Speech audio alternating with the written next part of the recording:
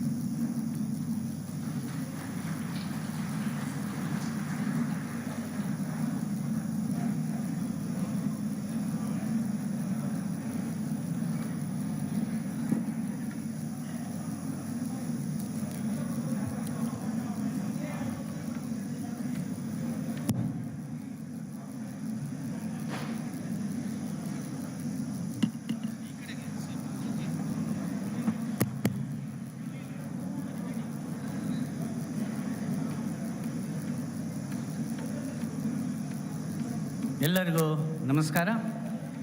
Good morning to all. Shri Suttur ಗುರುಂ ಪರಂಪರೆಯನ್ನು ಸ್ಮರಿಸಿ, ಪರಮ ಪೂಜ್ಯರಿಗೆ ನಮಸ್ಕರಿಸಿ ಮತ್ತು ಮುಖ್ಯ ಅತಿಥಿಗಳಿಗೆ ವಂದಿಸಿ, ಸ್ನೇಹಿತರೆ, JS ಮಹಾವಿದ್ಯಾಪೀಠದ ಸುವರ್ಣ ಮಹೋತ್ಸವದ ಉಪನ್ಯಾಸ ಮಾಲಿಕೆಯಲ್ಲಿ 15ನೇ ಉಪನ್ಯಾಸದ ಈ ಶುಭ ಸಂದರ್ಭದಲ್ಲಿ ನಾವೆಲ್ಲ ಸಮಾವೇಶಗೊಂಡಿದ್ದೇವೆ. As you all know, JSS Mahavidyapeetha was established in the year 1954 and we celebrated the Golden Jubilee in the year 2004. In memory of the Golden Jubilee, we have organized a series of lectures. 14 lectures have been already conducted. The 15th lecture actually is being held today, and we have a special guest, none other than Chief of Rashtriya Swayam Sevak Sangh, Shri Mohan Bhagwat ji. ಈ ಕಾರ್ಯಕ್ರಮವನ್ನು ಪ್ರಾರ್ಥನೆಯೊಂದಿಗೆ ಪ್ರಾರಂಭಿಸೋಣ. ನಡೆಸಿಕೊಡಬೇಕೆಂದು ಕುಮಾರಿ ವಿನುತಾ, ಕುಮಾರಿ ಅಮೂಲ್ಯ ಮತ್ತು ತಂಡದವರನ್ನು ಕೋರುತ್ತೇನೆ.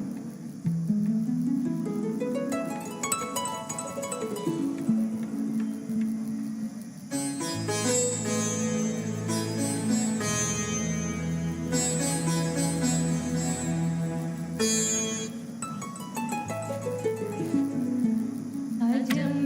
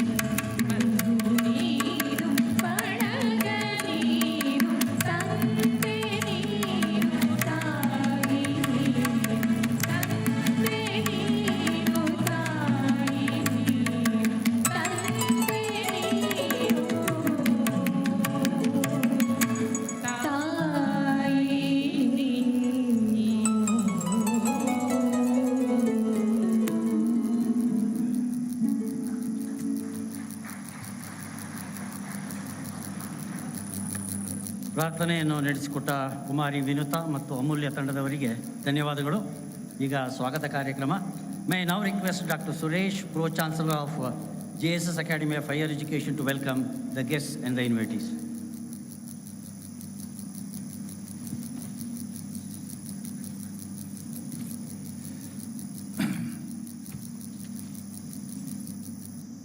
My respectful pranams to the lotus feet of His Holiness Swamiji, revered Swamijis, most respected, distinguished guest today, Honorable Sri Mohan Bhagwat ji, Sri Mukund ji, and former ministers, members of parliament, members of the Legislative Assembly, and all other officials of the public and government administration who are here, Vice Chancellors, Chairman of AICT, former Chairman of AICT, distinguished guests, dignitaries, esteemed invitees, officers, and faculty of JSS institutions, members of media, RSS leadership and Karyakartas, students, ladies and gentlemen. Ellarigu namaskara. It is my proud privilege and profound honor to welcome all of you to this historic and spiritually significant gathering, the Golden Jubilee Special Lecture 15 and the release of the book Atmano Mokshartam Jagathitayaka. Today is not merely another event in the calendar of JSS Mahavidyapeetha. It is a moment of reflection, a moment of gratitude, and above all, a moment that reminds us how institutions are built on values can influence generation and shape the society. Nearly 7 decades ago, the visionary saint, social reformer, and educationist, His Holiness Jagadguru Sri Shivratri Rajendra Mahaswamiji, the 23rd Pontiff of Sri Suttur Mutt, dreamt of an India where education would not remain the privilege of few, but become an instrument of social transformation for all the sections of society. He believed that true spirituality cannot remain confined within the walls of temples or mutts.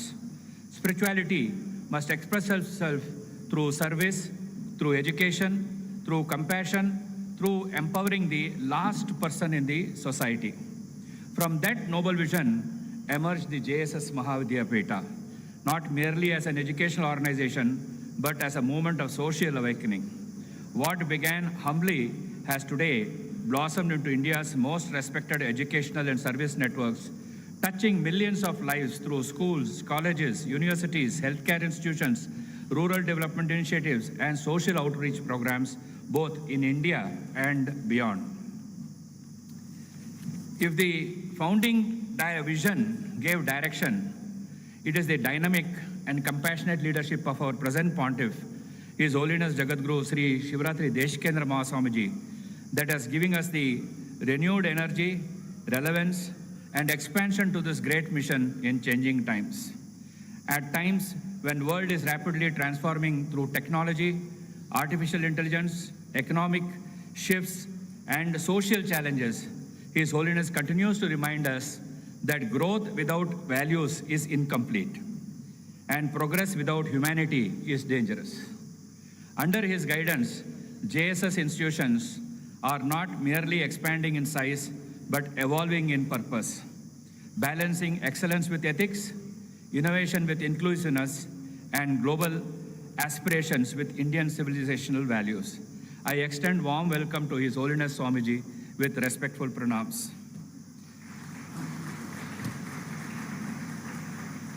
The Golden Jubilee series itself is a reflect of the philosophy of Sri Suttur Mutt. For the past 20 years, this platform has brought together some of the finest minds of the country, visionaries, scientists, spiritual leaders, economists, technologists, administrators, and thought leaders, to deliberate on issues that shape society and nation building. When we look at some of the galaxy of speakers who came to this platform and spoke at this lecture series, Dr. Abdul Kalam was there, Sadhguru Jaggi Vasdev ji was there, Sudhamurthy ji, Dr. A.S. Kiran Kumar, Dr. Geeta Gopinath, both from India and abroad, several have adorned this platform and gave their thoughts in this audience and gave the thoughts to this country. It is not about speeches. This lecture is not merely about speeches. It is about ideas that inspire the society to think deeper and aspire higher. And today, that remarkable legacy continues with the gracious presence of one of the most influential social cultural leaders of contemporary India, Honorable Sri Mohan Bhagwat ji.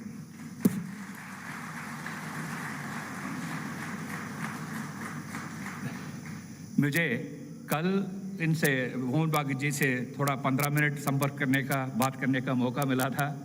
उस वक्त मैं उनसे एक ही प्रश्न पूछा, आपके पास ऐसा energy कैसा आता है आपको कि आप कंटिन्यूसली आप अपने काम में जुड़े हैं और सबके पास जाते रहते हैं। हम तो एक थोड़ा काम कर देते हैं, थक जाते हैं, बैठ जाते हैं। Then he smiled and told, देश के एकता के लिए एनर्जी चाहिए, वो ऑटोमेटिकली आ जाती है।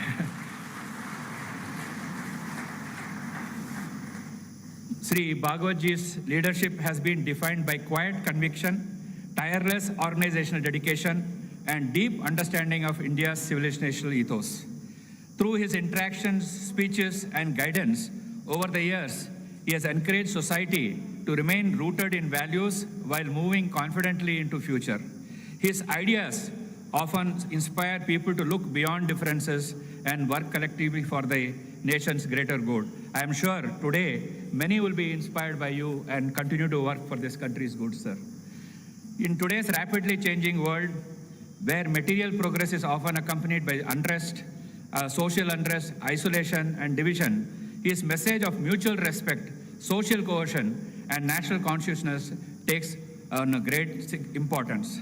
His continued emphasis on dialogue, character building, and shared responsibility reminds us that national development can emerge only when society moves forward with a unity of purpose and harmony of spirits.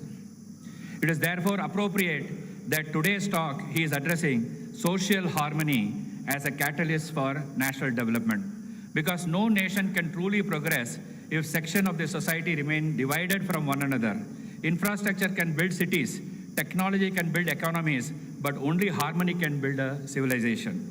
We are deeply honored to have you, sir, amidst your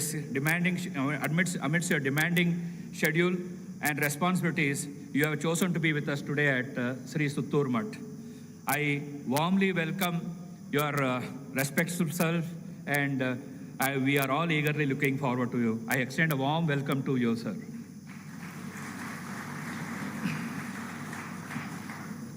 I also warmly welcome all the revered Swamijis from various mutts and spiritual institutions who have blessed this gathering with their august presence.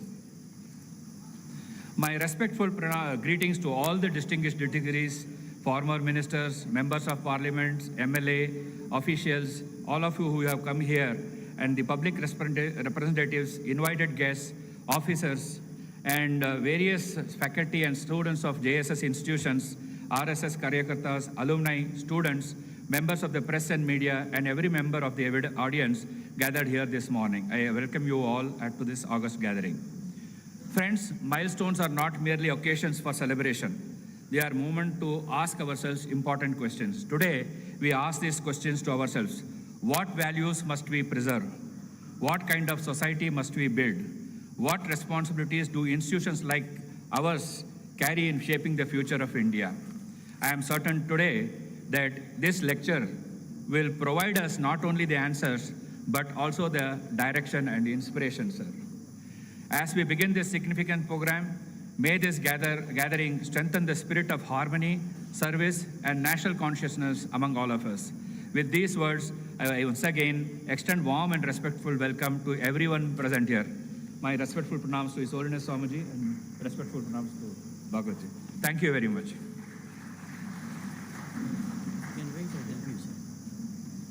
Thank you for your wonderful welcome, sir.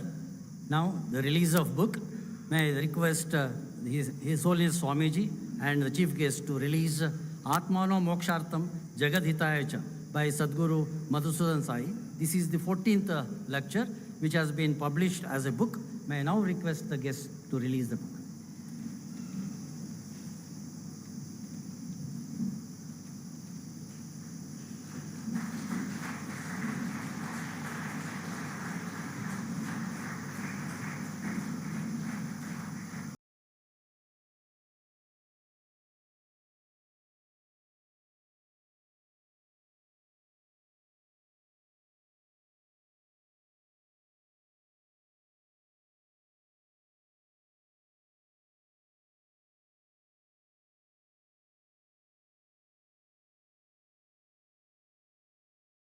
Now the most eagerly awaited moment. May I now request Sri Mohan Bhagwat ji to deliver 15th lecture.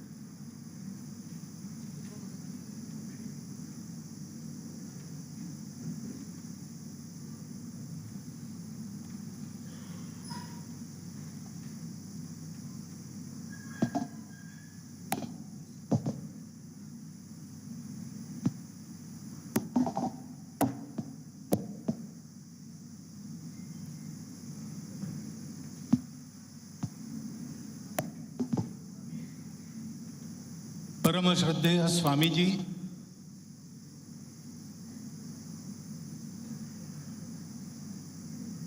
सभी अन्य स्वामी जी जो यहाँ बैठे हैं, and dignitaries present here for this occasion. I have been asked to speak about social harmony as a catalyst of national development in English, which is not the language of my practice. But I know you will gloss over my mistakes in English, because barring a few dignitaries present here, everybody is equally practicing English like myself. But there is another difficulty. The English language is inadequate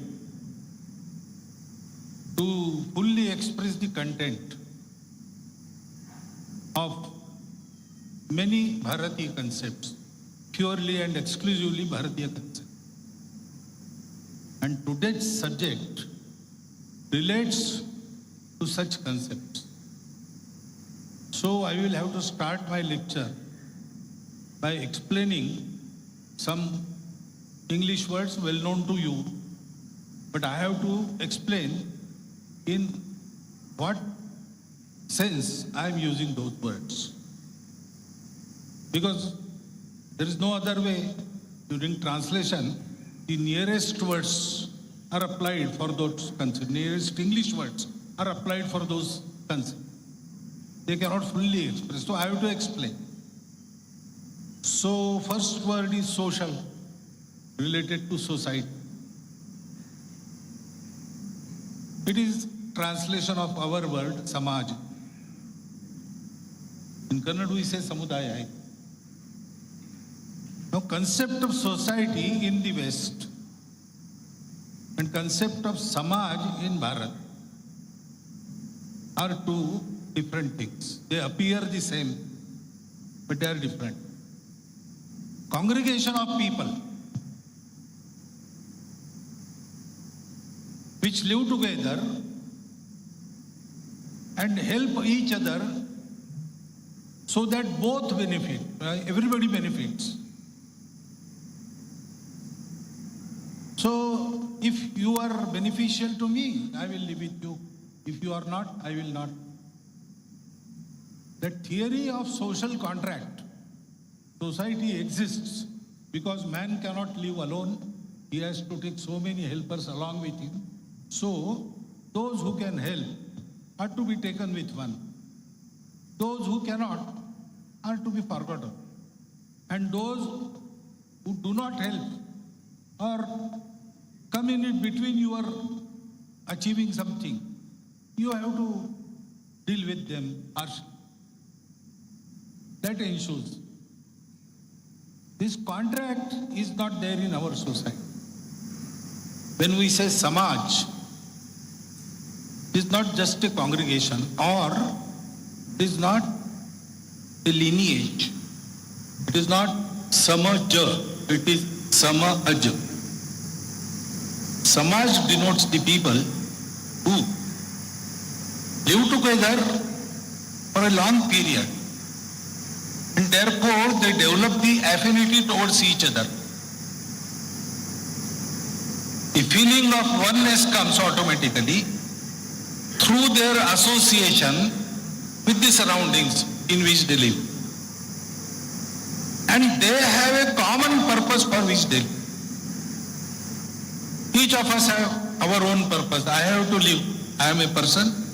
I have to live my life, live it with happiness and peace. But I also have to live with my family. I have to make my family also happy. So this purpose extends, and we all live for something. Swami Vivekananda said, every nation has a message to deliver. Every nation has a mission to accomplish. Every nation has a destiny to fulfill. What is that nation? Universally it is accepted. Nation is the land, the people, their state, with all its paraphernalia. Chanakya also said, Janapadavati Bhumi plus Rajya, Pala, Durga, Kosha, Amatya and Surya. We need not go into meaning of each word, but land, people and state. In West, state is the prominent factor, main factor, the causal factor of nation.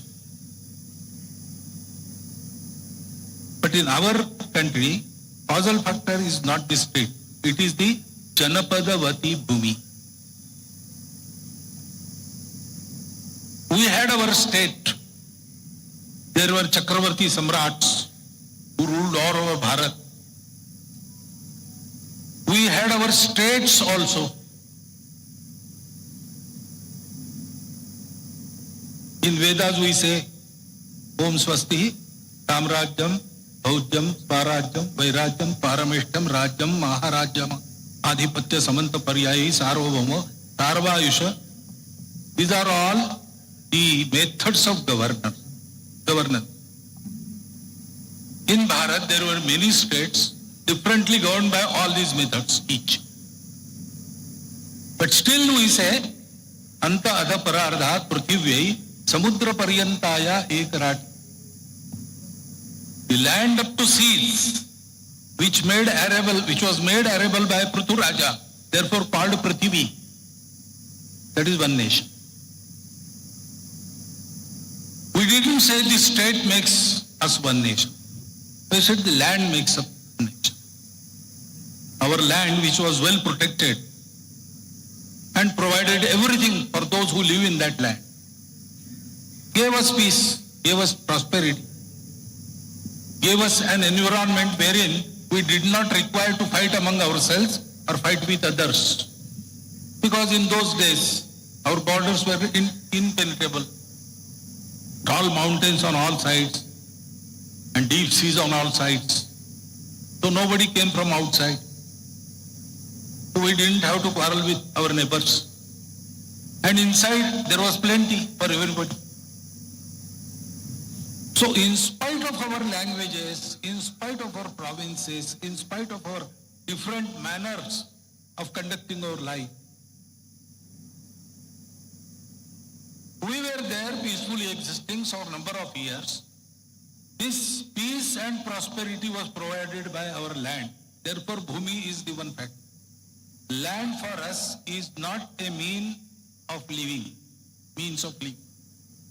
Land for us is Matru Bhumi. It not only raised us, it also provided us a particular nature of Bharat, for which Bharat is known as Bharat. We pursued knowledge because we were very well settled and therefore we had time. We pursued that knowledge. World stopped searching after outside search was complete. But we started searching inside after. And therefore we got that knowledge. And therefore this land is one factor which has made us what we are today. And secondly, what we got through that knowledge. That is the truth of oneness of existence.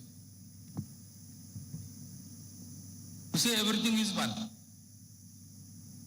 All are one. No, all is one. Everything is one. And And that oneness is there. So if you attain that stage wherein you can feel for 24 hours that oneness, then you are completely happy. Nothing can decrease your happiness.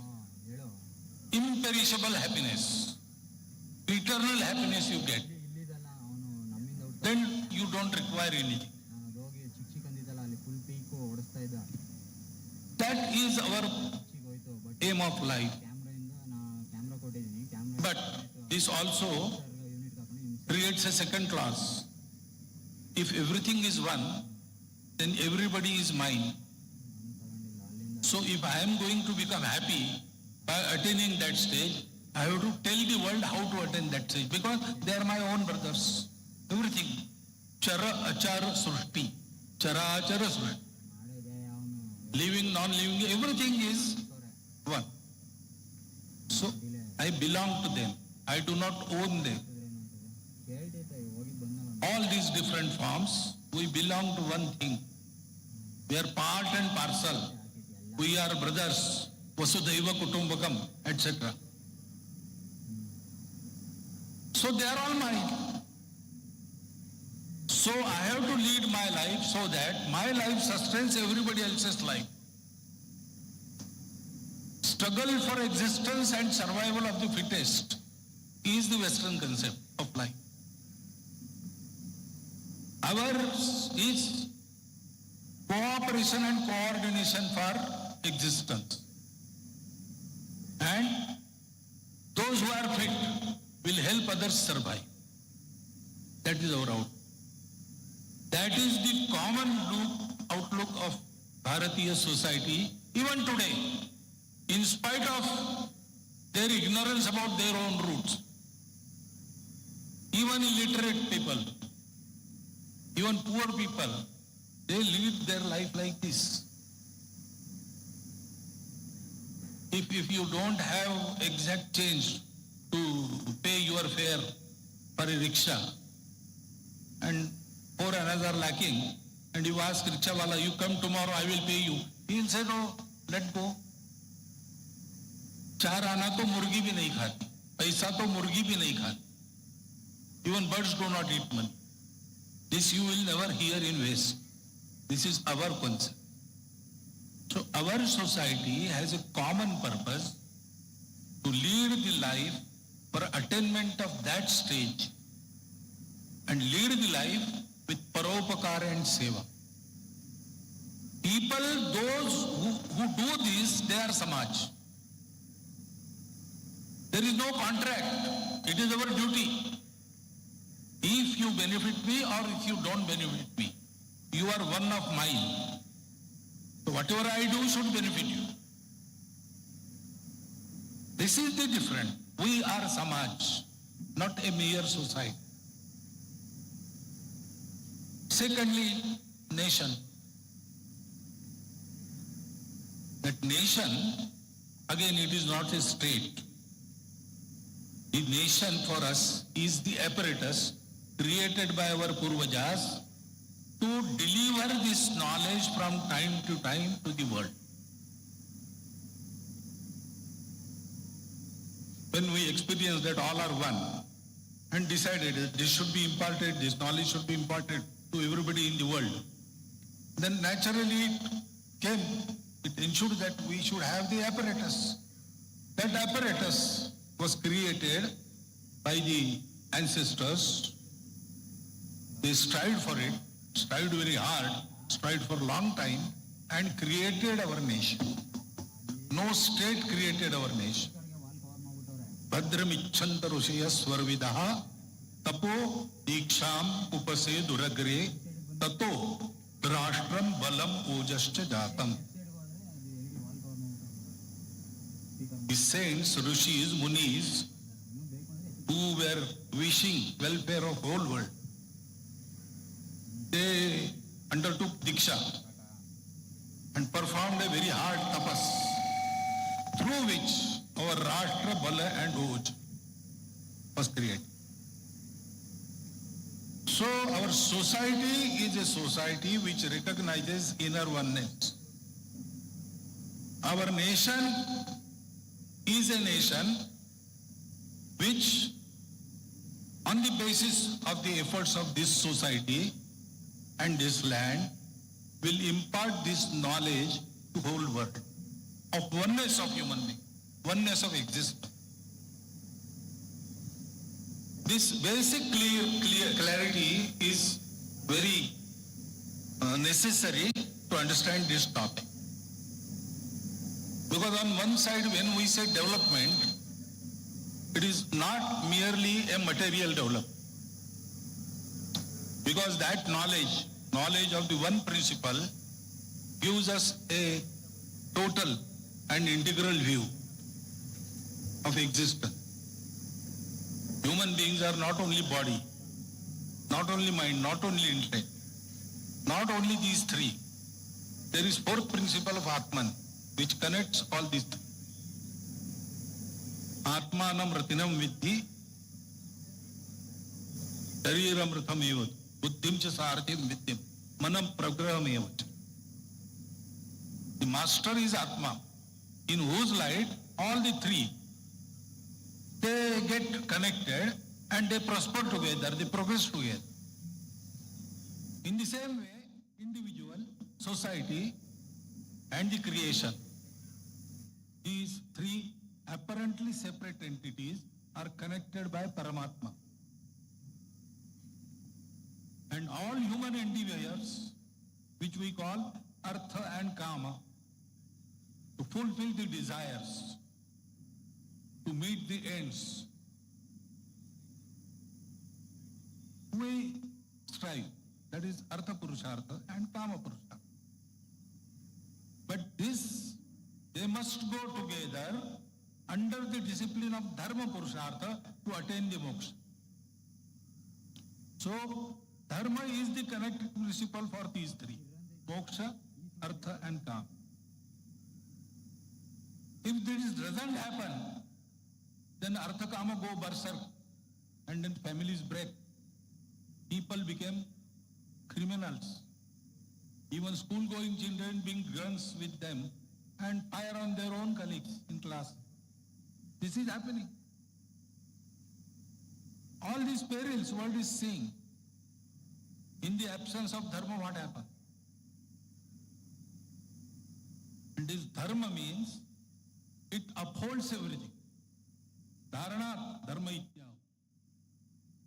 It makes everything go together towards progress.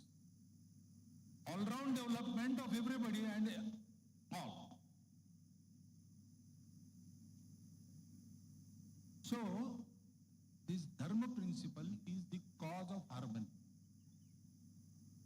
And the truth that everything is one, that realization is the cause of dharma. When we say harmony, the result is there. In music, the word is used often, harmony. So different notes, Saregama Padanisa, they come together and create a beautiful, bliss-creating experience of music. But that is the apparent thing, apparent form of harmony. How come they come together and create happiness?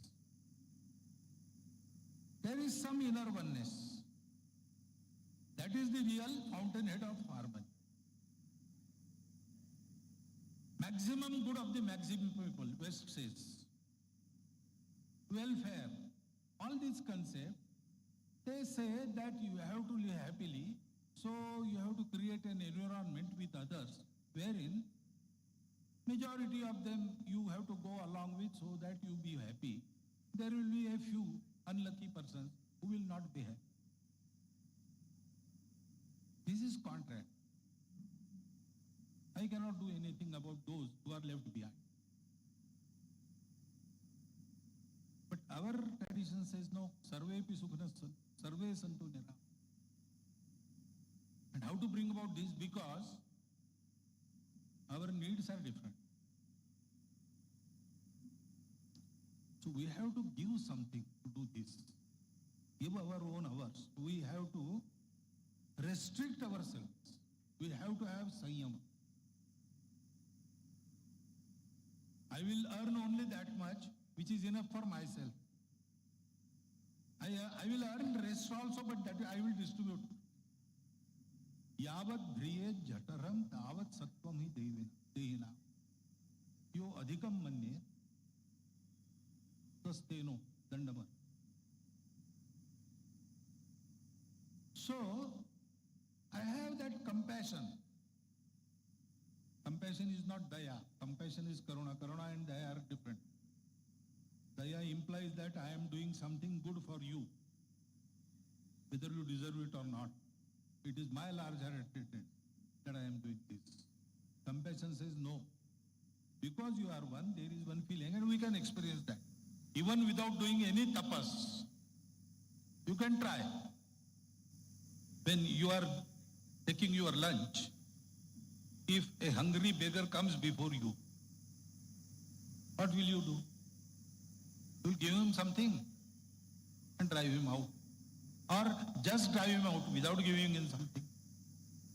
Or you will just shut your door. Or just turn yourself around.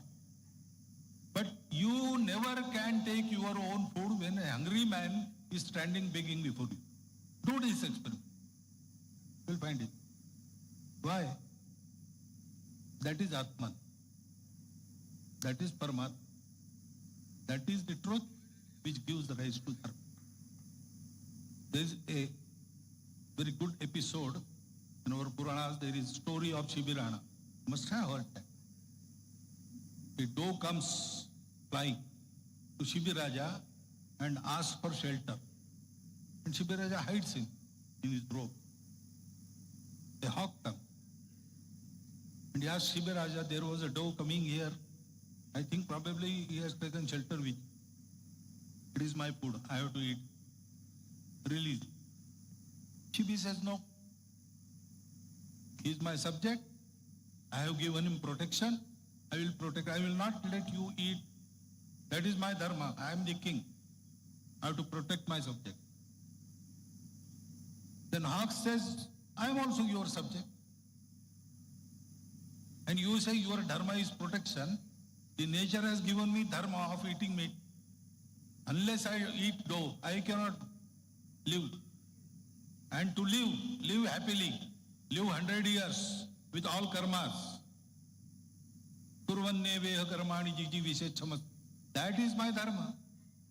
So by hampering my dharma, how you are going to achieve your own dharma? Dharma is not like that. Dharma is happiness everywhere, all round, anytime, every time. For all. Dharma cannot create grief one side and happiness other. There is no.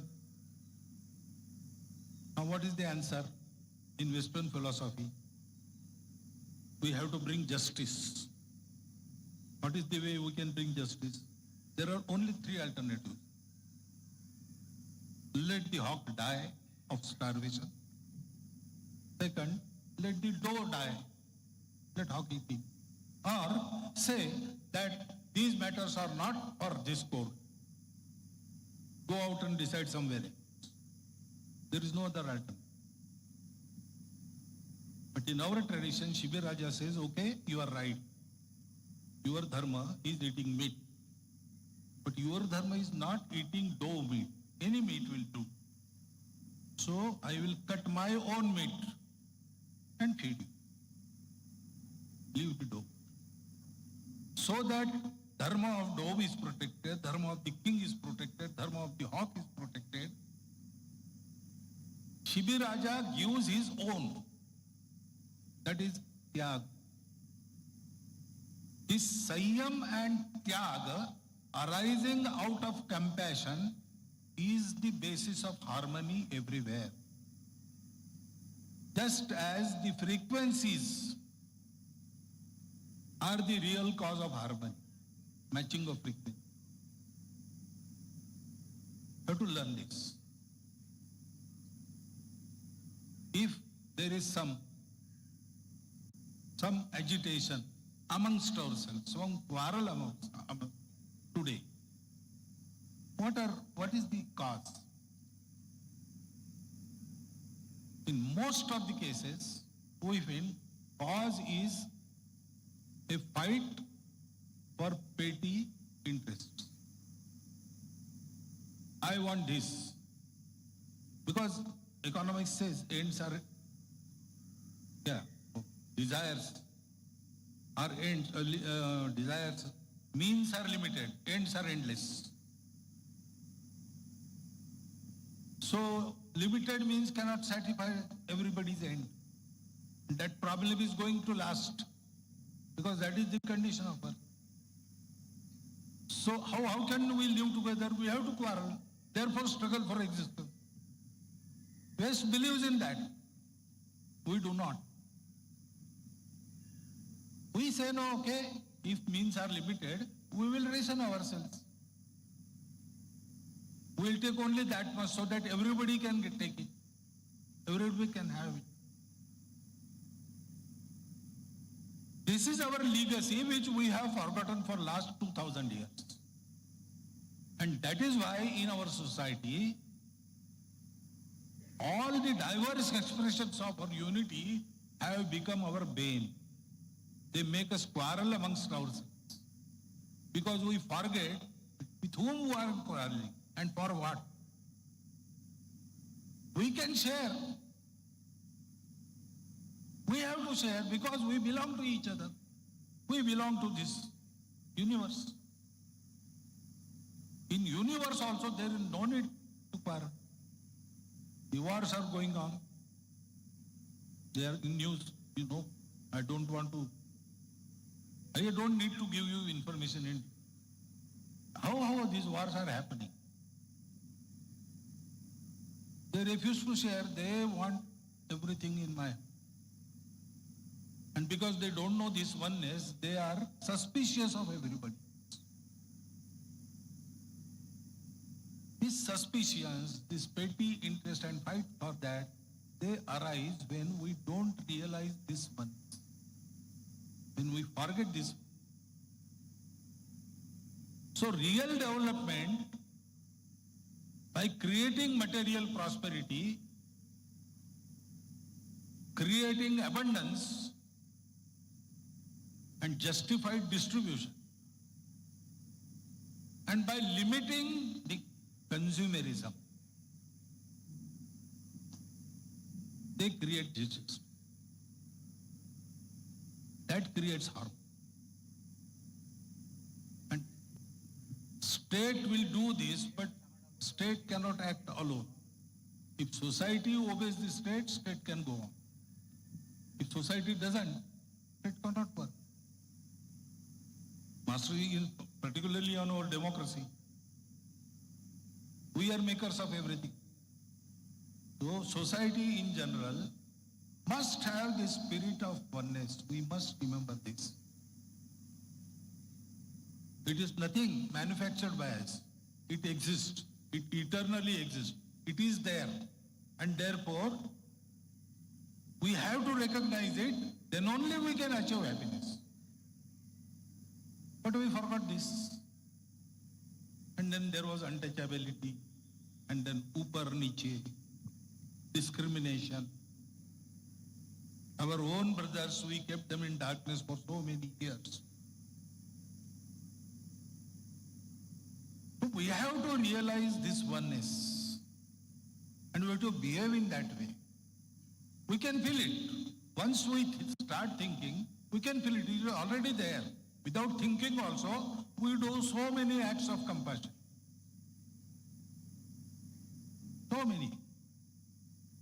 If from a distance you are looking at the street and some cycle wala collides with a scooter wala and both fall down, for a moment you say like this. Remember, why you are doing that? You are 100 feet away from that spot. They are unknown persons, both. But why you feel like this? This feeling is there. It is the truth. That truth is there because existence is one.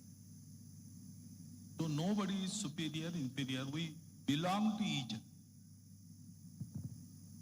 All are equal. Capacities are different. Environments are different. Requirements are different. But no matter, we can share and we can live happily together.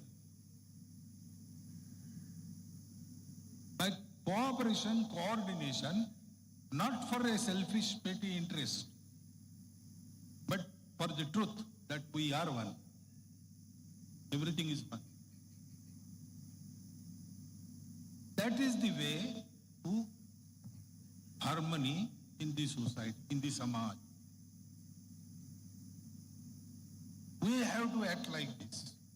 Now, this is a theory, so many words, all true, all experienced by our ancestors. They are eternal truth, holding true everywhere. But still, what are we going to do about it? That is important. We have to start acting, start doing it. First, we have to dispel all the differences away from our mind, because all these differences, these notions of inequality, yours and mine, it is in the mind. Even if you outwardly you are acting in a right way, if you see a person, there was a funny incident. I was in Bihar at that time. So I went to meet a worker, our principal, in a college. He was laboratory assistant. And exams were going on, therefore he was engaged. So he asked me to sit in principal's room and wait for him some time.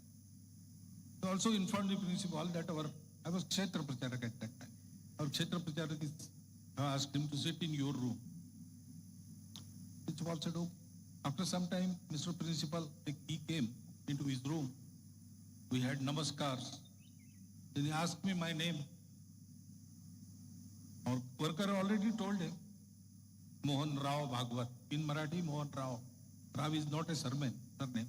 It is Mohan Ji or Theory. We take a that way a respectful attitude. He asked me, you are Mohan Rao. That means Narsingh Rao, like that? Narsingh Rao ji was Prime Minister at that. I said, no, it is just. He said, so who are you? I said, I am Mohan Bhagwat. No, who are you? I said, I am Kshetra Pracharak. I understand that, I am told that, but who are you? I said, I am Pracharak of Sangha, Rashtriya. Who are you? I said, by education, I am a veterinary doctor. I am asking you, who are you? You know what I am asking. Why are you not answering? I asked him, why you require this knowledge? Who am I? I am going to sit here for 5 minutes. When I meet my so-and-so, I will go out. I don't know whether I will meet you again or not. In those 5 minutes, why do you want to know who am I? My name is sufficient. I am a Prachar of Sangha, Kshetra Pracharak. All this information is sufficient. That is the thing. It is in the mind. So, we have to clean our mind. Tathagat says how a life should be lived. He says, Sabba papassa akarana. Don't do any sinful thing. So no theft, no this, no that. You know. No improper behavior. Then, kusalasya upasampada. Earn for yourself without harming others. Yoga karma su kaushalam, we say. That kaushalam is this. With your karma, you should not harm anybody. Then, Satchitta Pariyodapanam. That is the Chitta Shuddha. The endeavor of bringing dharma into one's life is summarized in these three. Everywhere. Proper behavior, without a sinful behavior, you have to live your life without harming others, and you have to clean your mind. Clean your mind of all vikars, etc., etc. You have to see everybody as your own. So we have to start this, thinking like this. Then, to do this, only by thought, we can go that much forward. We have to really clean our mind.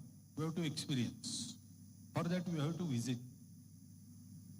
Start visiting each other, each other's family, each other's house. There are so many diversities in our society of language, castes, creeds.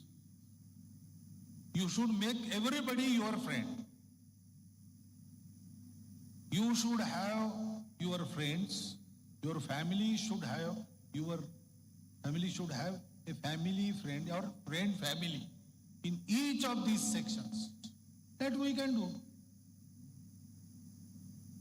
In our normal living of life, we can go around in our area.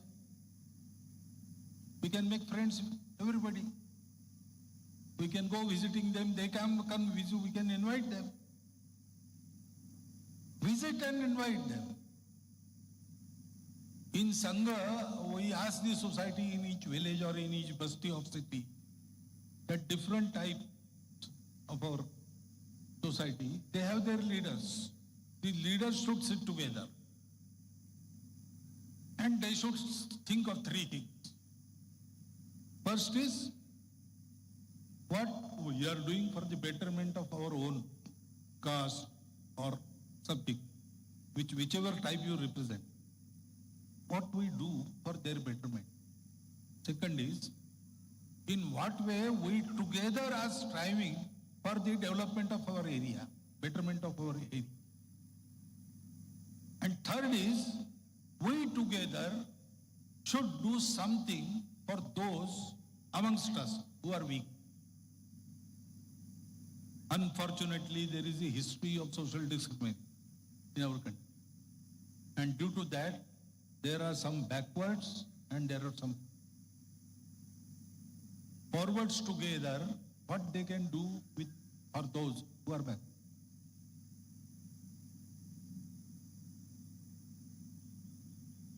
This should be thought regularly, thought about, and something must be done for that.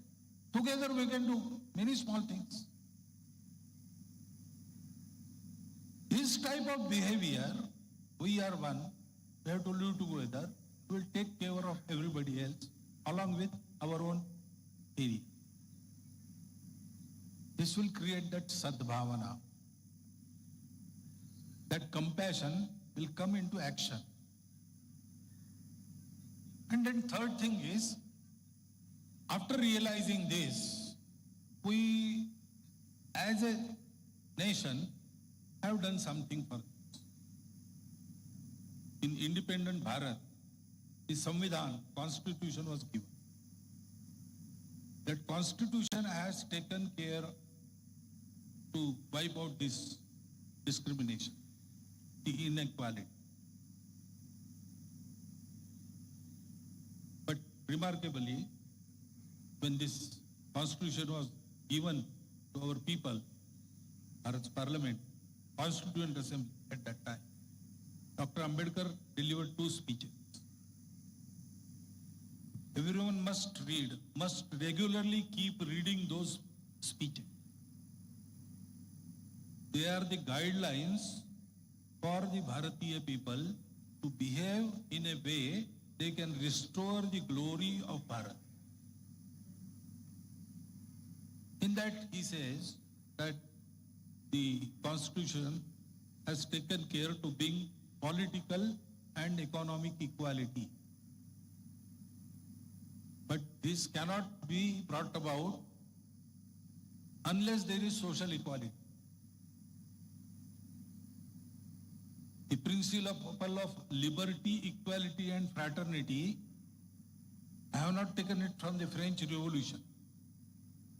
I have found those principles in our tradition, in the thought of Tathagat Buddha. The world knows that if you try to bring equality, there is no liberty. You have to restrict. And if you want liberty, you cannot rely on equality. If you want both together, you have to have this pattern. Bandhu bhav. And then further he says that bandhu bhav is dharma. He also cites the example of history. He says no aggressor conquered Bharat due to his own valor. Because of our differences, petty differences of all these things, we handed over on a silver platter our country to them. That has been our history. Now after so many 1,000 years, he says, after 1,000 years we have reacquired our independence. I am afraid that if you continue to quarrel like this, our freedom cannot be protected. So sitting here as the opponents, followers of different ideologies, we are sitting here in different camps, but we have to take care that in society, that bandhu bhav happens, that fraternity is inculcated. Our constitution also in its guidelines says that we should try to bring about emotional integration. What is that emotion? That emotion is everything together that tells us that we are one. So, we have to try and support all the proactive measures that have been taken by our constitution to bring about this social equality. It is not a question of who gets what. It is a question of wiping out this very dastardly blot that has been put upon ourselves by ourselves. We have to wipe it out earliest. Unless that is done, how can there be development? Because development is not something individual. There were rich persons in Bharat. There have been always. But we say now Bharat has economically progressed. Why now? Before 2014 also there were rich persons. All Tata, Birlas, Ambanis, Adanis were there. Even before that, even in the days of pre-independence days of British, there were rich persons. But we are not prosperous. Why? Because when we say we are all together like a body. I am healthy. But one side of my body is paralyzed. That has no meaning. You are not healthy. If something in your body is paralyzed, you are not healthy. You have to make each and every cell of your body healthy. Then only you can claim a health. So when we say development, it must be unto the last man. Nobody should be left out. Maximum good of a maximum people is not for us. Sarve pi sukhina santu is our criteria.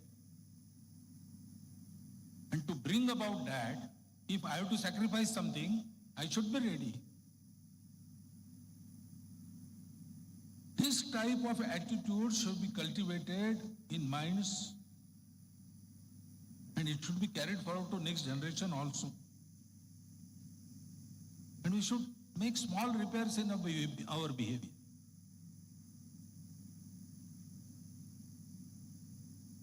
A new Karyakarta came to one of our Karyakarta. Someone told him that these people are using you, they will throw you away after you are not. So he was very agitated, and in a summer afternoon, in those area it is 45, 46 like that, he went that Karyakarta. He had just come out from the college, and after meals he was taking a nap. So he woke up and took him in and asked him, how come you have come? I will tell you, but first I am thirsty. I want a glass of. Now our Karyakarta says, okay, go into kitchen. Take the drink of water is there, you take your fill, bring a glass for me. And then, after all this was over, he asked Ashok, now tell you, what is your... He said, no, I got the answer. Instead of speaking, lecturing, or giving upadesh, we have to start from small things. Our languages contain so many words which express this discrimination. And it has come in the colloquial flow. Nobody has any intention. But now, because they hurt the feeling, we have to leave that. We have to make our speech pure. The speech quality is, in Marathi there is one thing. How a speech should be. Sach ani rasa. True and attractive. Mitale ani mawala. Measured and soft. Shabda jaise kallola amrita se. Words like kallola of amrita. Not to that degree, but to some degree we can have this. Our speech, our behavior, our small acts should not hurt others, should not make them feel that I am something distant, I am something different. He doesn't see me as his equal or his own. Should not be there. Many things are there for him. If we start doing these small things, these four measures, cleaning our mind, shedding all the past grievances, etc., etc., making us love everybody because they are ours.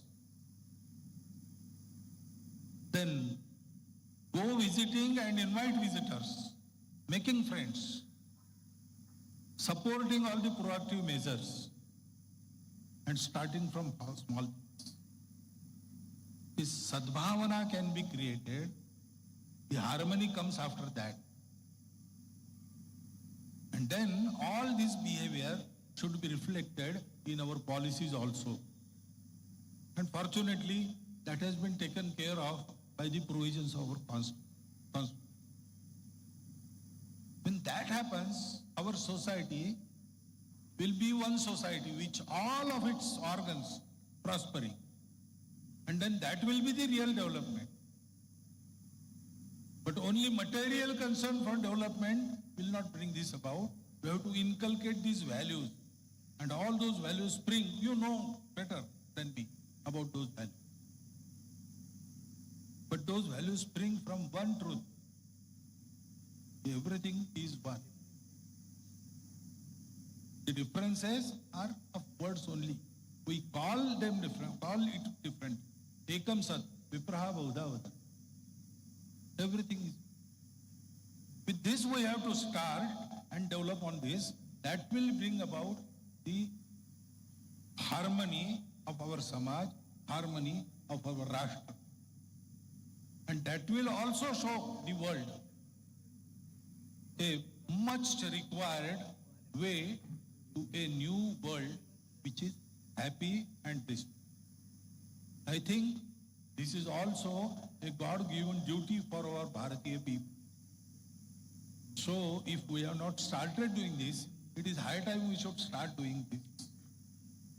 This is our sacred duty. It will fulfill our life, our family life, our social life. So I think social harmony as a catalyst, not only catalyst, it is the condition precedent for the all-round development of.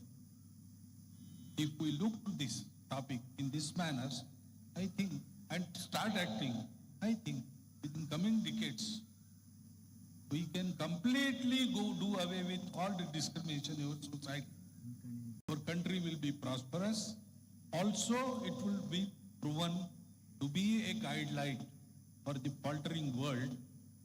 By correcting all the mistakes world does, it will bring about a new, peaceful and blissful world. Now let me express my best wishes for you that by doing this, you see this to a reality in your own life, in this body, in this life, you will be able to see this kind of world. But for that, we have to start today. Thank you very much for patiently listening me.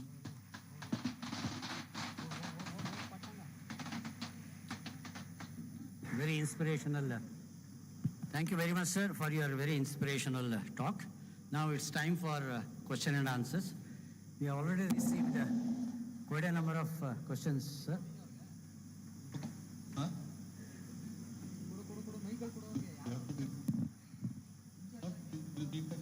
You select and talk. There are many questions and I am with you. The first question is Gopal Singh, professor at JSS Women's College. His question is, can we have oneness among all religions and community?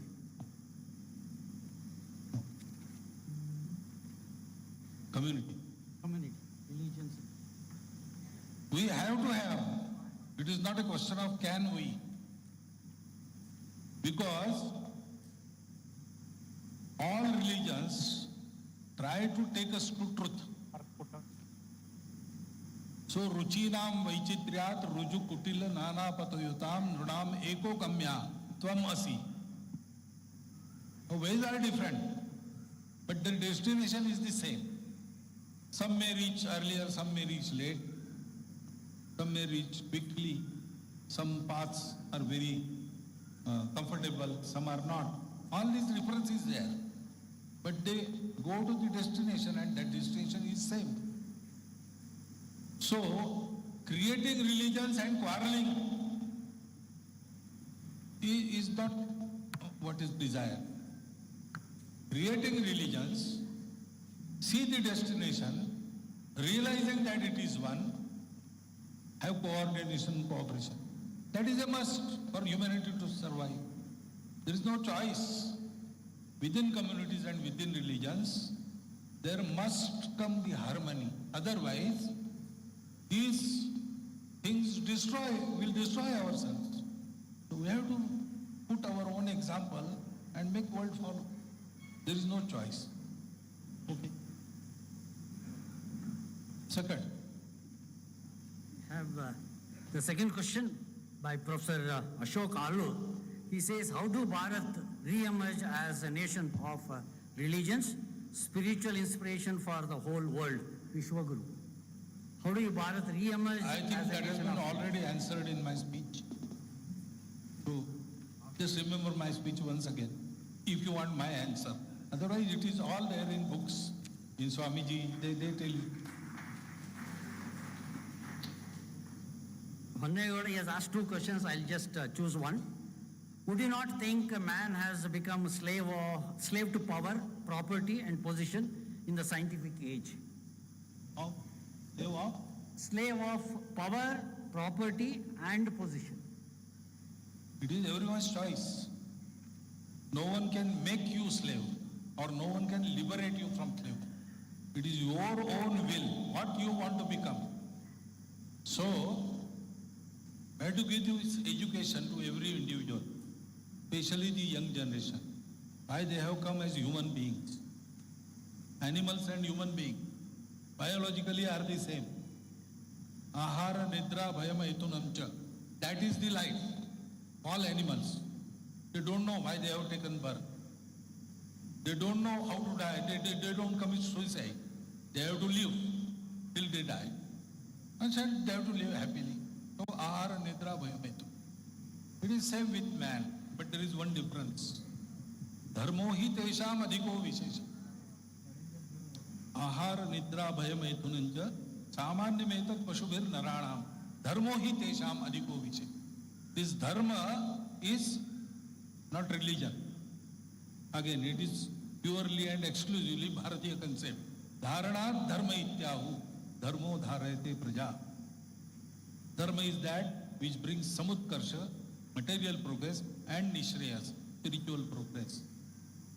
Dharma is in the beginning, in the middle, in the end, always blissful. There is no grief in dharma. So this dharma, which takes together everything, prospers everything, simultaneously, holds everything together, that dharma is manushya. There is what is difference between man and animal? So if you are a human being and you have the ego that I am the supreme being of this creation, then you have to behave in a supreme way. Animals are responsible for themselves. Human beings are responsible for the universe because they say that we are the superior beings of earth. It implies that they have the responsibility of whole world. So with that sense of responsibility, we have to conduct our own life. If that is there, nobody can compel ourselves to slavery of anything. Nobody can compel ourselves towards sin because we have that vivek. I am not going to go that way. This is not my way. So that realization, that samskara has to be given. Then only man can be free of everything. From Nagaraj, he says, how do we teach our young Indians about Hindustan and Hindutva? Because they try to follow and move towards Western culture and habits. Don't worry about them, worry about yourselves. We have to be Hindu, we have to practice Hindutva. We have to realize that Karma Kanda is a different thing, that is different for everybody. All the sects, all the sampradayas of Hindus, they have something in common. And that is, first thing, they start with the concept that everything is one. And they culminate into behavior which has been told similarly to everything. Yeah? The behavior that is prescribed is the same. So we call Dashakam Dharma Lakshana. They are the same. Be it क्या वो है ना वैदिक शैव वैष्णव everywhere darshan is different but starting point is the same and the end point is the behavior acharan acharat prabhavo dharma that acharan is the same dashakam dharma lakshanam yama niyam all these things they prescribe the same thing. So we can select our karma, we can select our religion, our pantha, our sampradaya, our language, everything. But by that behavior, we have to be same. That behavior is important. That is essence of dharma.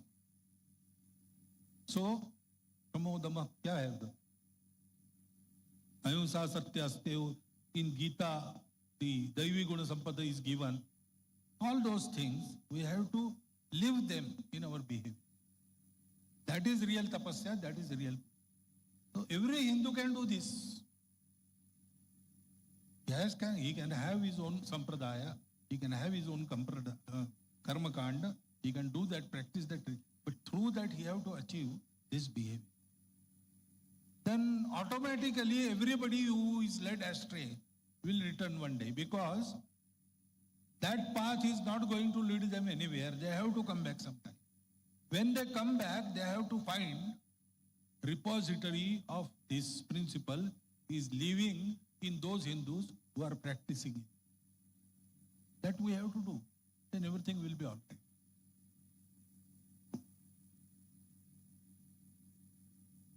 Mahadev Kumar, this is about, in our Hindu society, marriage has become a big problem. Huh? In the Hindu society, marriage has become a big problem because many of the youngsters are not getting married. Tomorrow, the number of Hindus might actually come down. What actually RSS has got to do with this? Or what solution the RSS can provide? Again, young generation says that why should I marry? Why should I become a slave of another individual for life or for 7 lives as we say? I don't want to. Very reasonable. But this is not about serving each other. This is not the marriage is not a way to satisfy each other's desires. It is an instrument of creating a society. The family, vivaha, leads to a kutumba. Kutumba is the basis of society, the basic unit. Economically, culturally, politically, in every aspect of life, it all starts in a family. And better the family, better the society. And better the society, happier the individual. Alone, nobody can become happy. You have to become happy together. No individual can be happy alone. He has to make his family happy. No family can be happy alone. All the village should be happy.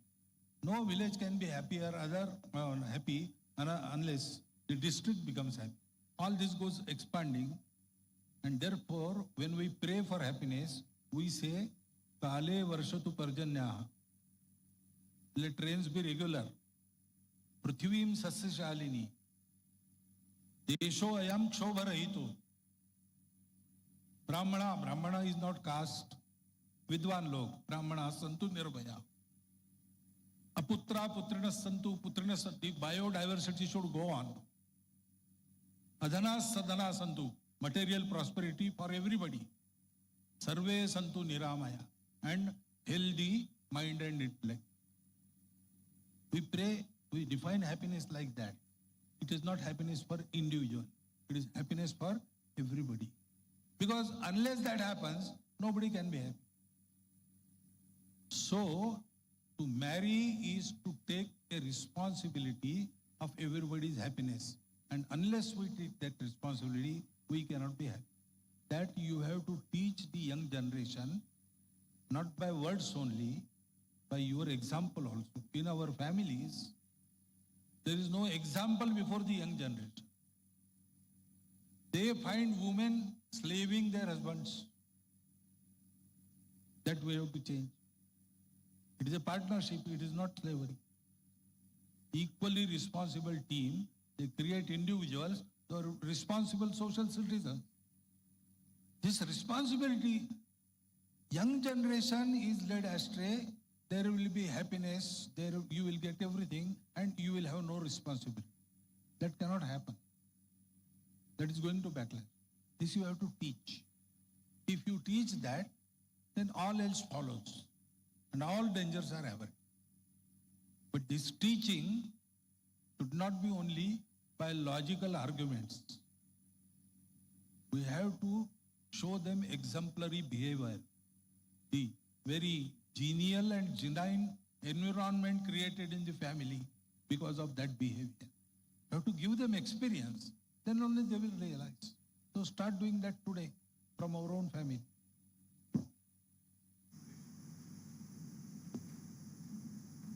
This is from Sri Madhusudan, former MLC, a highly relevant question, I believe. How to prevent caste vote banks misused by political parties to divide society for their political benefits? Because society remembers caste, politicians take advantage. It is their legitimate endeavor, no? Getting votes. So they cannot get votes by working, but they can get votes by caste. So society has to forget caste. Then politics will correct itself always. So don't blame politicians. Try to make society forget this caste. Now again, if you tell them to forget the caste, they will remember to forget the caste. So without trying to eradicate caste, you just behave like there is no caste. So roti, beti, everything should happen. That is why, how to do it? I said, support all proactive measures, not only those given by law and constitution. Even individuals who marry intercaste.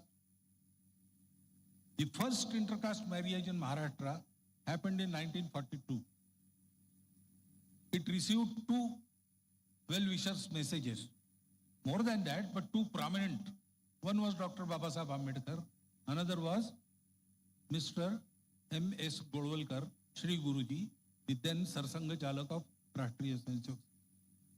And in his letter, Guruji wrote that I was very delighted to hear that you are marrying intercaste, not for the purpose of your fulfillment of your desires, but to set an example before the society that there is no caste.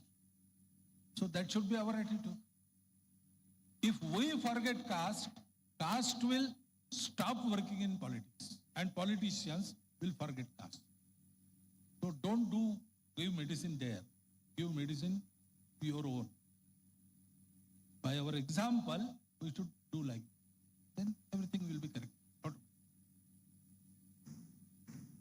Huh? How many time do you have? If time is up, see, I think 15 minutes, you say. But time you know, 1 or 2 questions. There are plenty of questions. We'll not be able to take all of these questions because of dearth of time. I'll select last one or two questions. This is from a Swamiji, Sri Channabasava Deshikendra Swamiji of Kannada Mutt. Here's the relevant question. It is known fact that religious mutts and temples in Karnataka are providing various services to the society. Request to state their stance on the constitutional protection and constitutional nourishment for these institutions. The mutts are serving the society, but the state governments actually are not responding and providing any protection. Yes, that is the problem in some states at least. Very real problem. But my experience is, if we focus on society, they will take care of the problem. Because state governments now, well, I am not a man of politics. Why do they do this? I don't know. But to correct this, a public pressure is required. And therefore, if mutts are popular, nobody can harm the mutts. So, once the 7 hills were of Tirupati, so the state government conspired to give some hills away to another foreign denominations. But Tirupati is a matter of Shraddha of so many. So they rose together in agitation and the decision had to be cancelled. In democracy, the society makes everything. So if we concentrate on the social change, everything else will follow. So our mutts are doing very good work everywhere.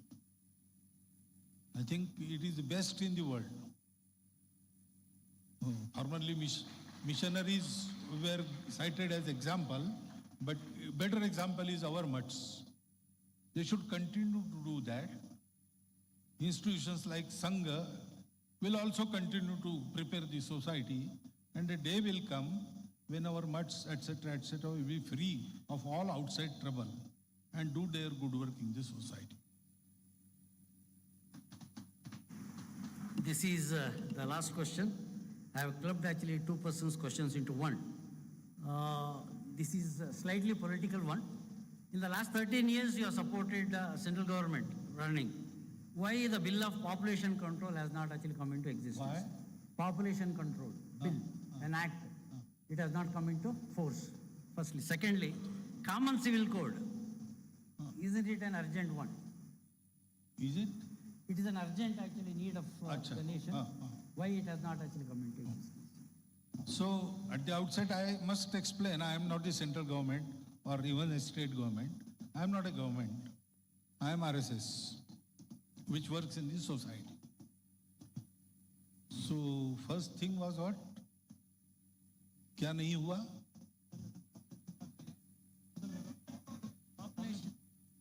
वो तो population control. Population control and civil council. Yes. Again, there was a government which tried to control a population. but immediately it was utterly defeated. Do you remember? You may remember less because it happened in Uttar Pradesh, Bihar, etc., the north of Narmada, in emergency. So they were big drivers of the population control, family planning. That operation was going on, people were caught and dragged. All this happened. So government are afraid if they try to control directly. Maybe, I don't know, this may be the cause. But all these things, any law, leave population control. There is red light on the square, traffic. Light is there, but if people don't obey, what happens? Actually, people have to be educated. Policy must be there, but policy can be enforced only if people cooperate. So we don't rely on government for anything. We go to people directly. And in people, population control is one stream. Another stream is demographic imbalance. So we recommend that government should think of next 100 years. Today we are nation of young fellows. All those young fellows are going to be old fellows after 30 years. We have to feed them at that time.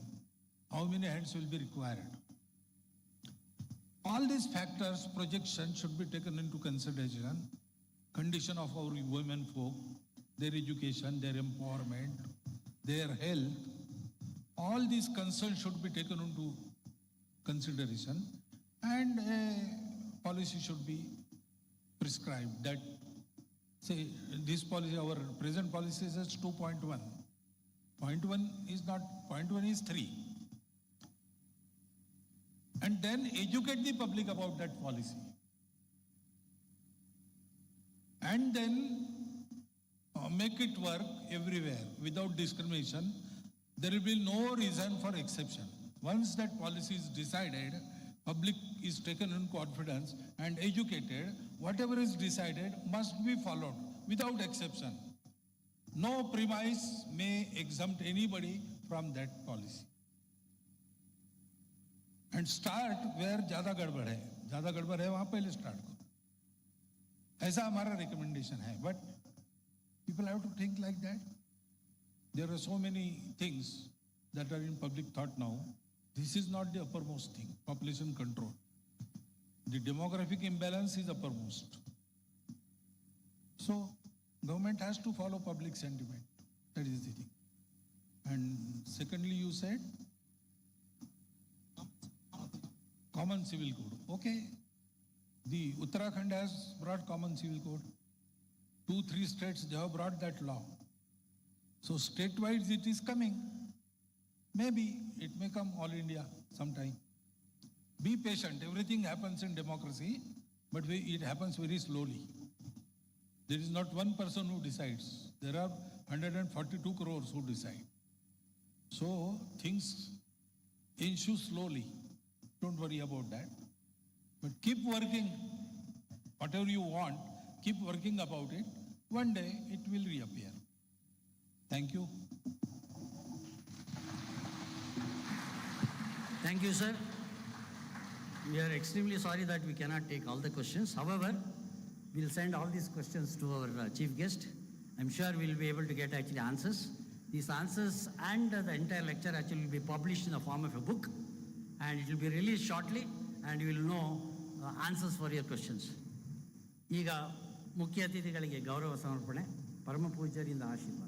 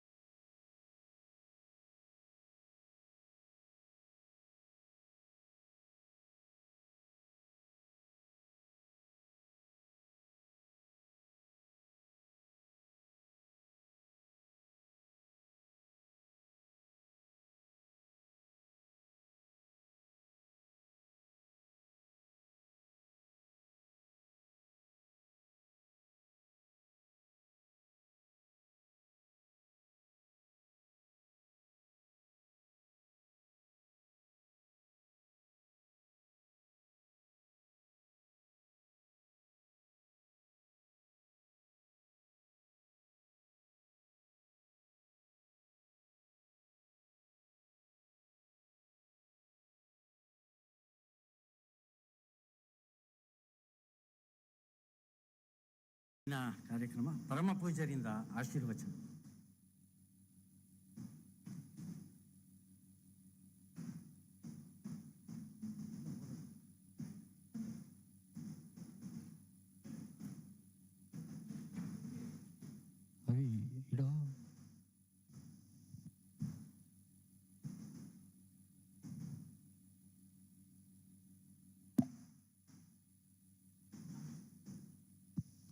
ಮುಂದೆ ಮುಂದೆ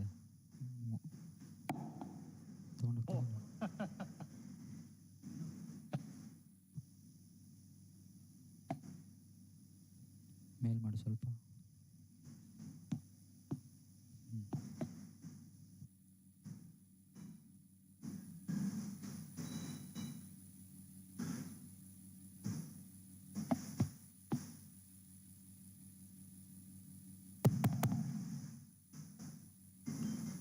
चैतन्यं शाश्वतं शांतं व्योमातीतं निरंजनं नादबिंदु कलातीतं तस्मै श्री गुरवे नमः. ಗುರು ಪರಂಪರೆಯನ್ನ ಸಂಸ್ಥೆಯ ಸಂಸ್ಥಾಪಕರಾದ ಪೂಜ್ಯ ರಾಜೇಂದ್ರ ಮಹಾಸ್ವಾಮಿಗಳವರನ್ನ ಸಂಸ್ಮರಿಸಿ ಉಪಸ್ಥಿತ ಎಲ್ಲ ಪೂಜ್ಯರಲ್ಲಿ ಗೌರವ ಸಲ್ಲಿಸಿ JSS ಮಹಾವಿದ್ಯಾಪೀಠದ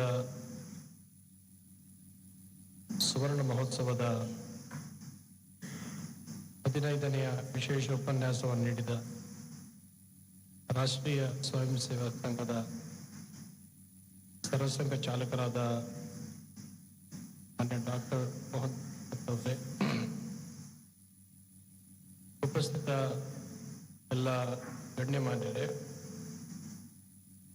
ಆತ್ಮೀಯ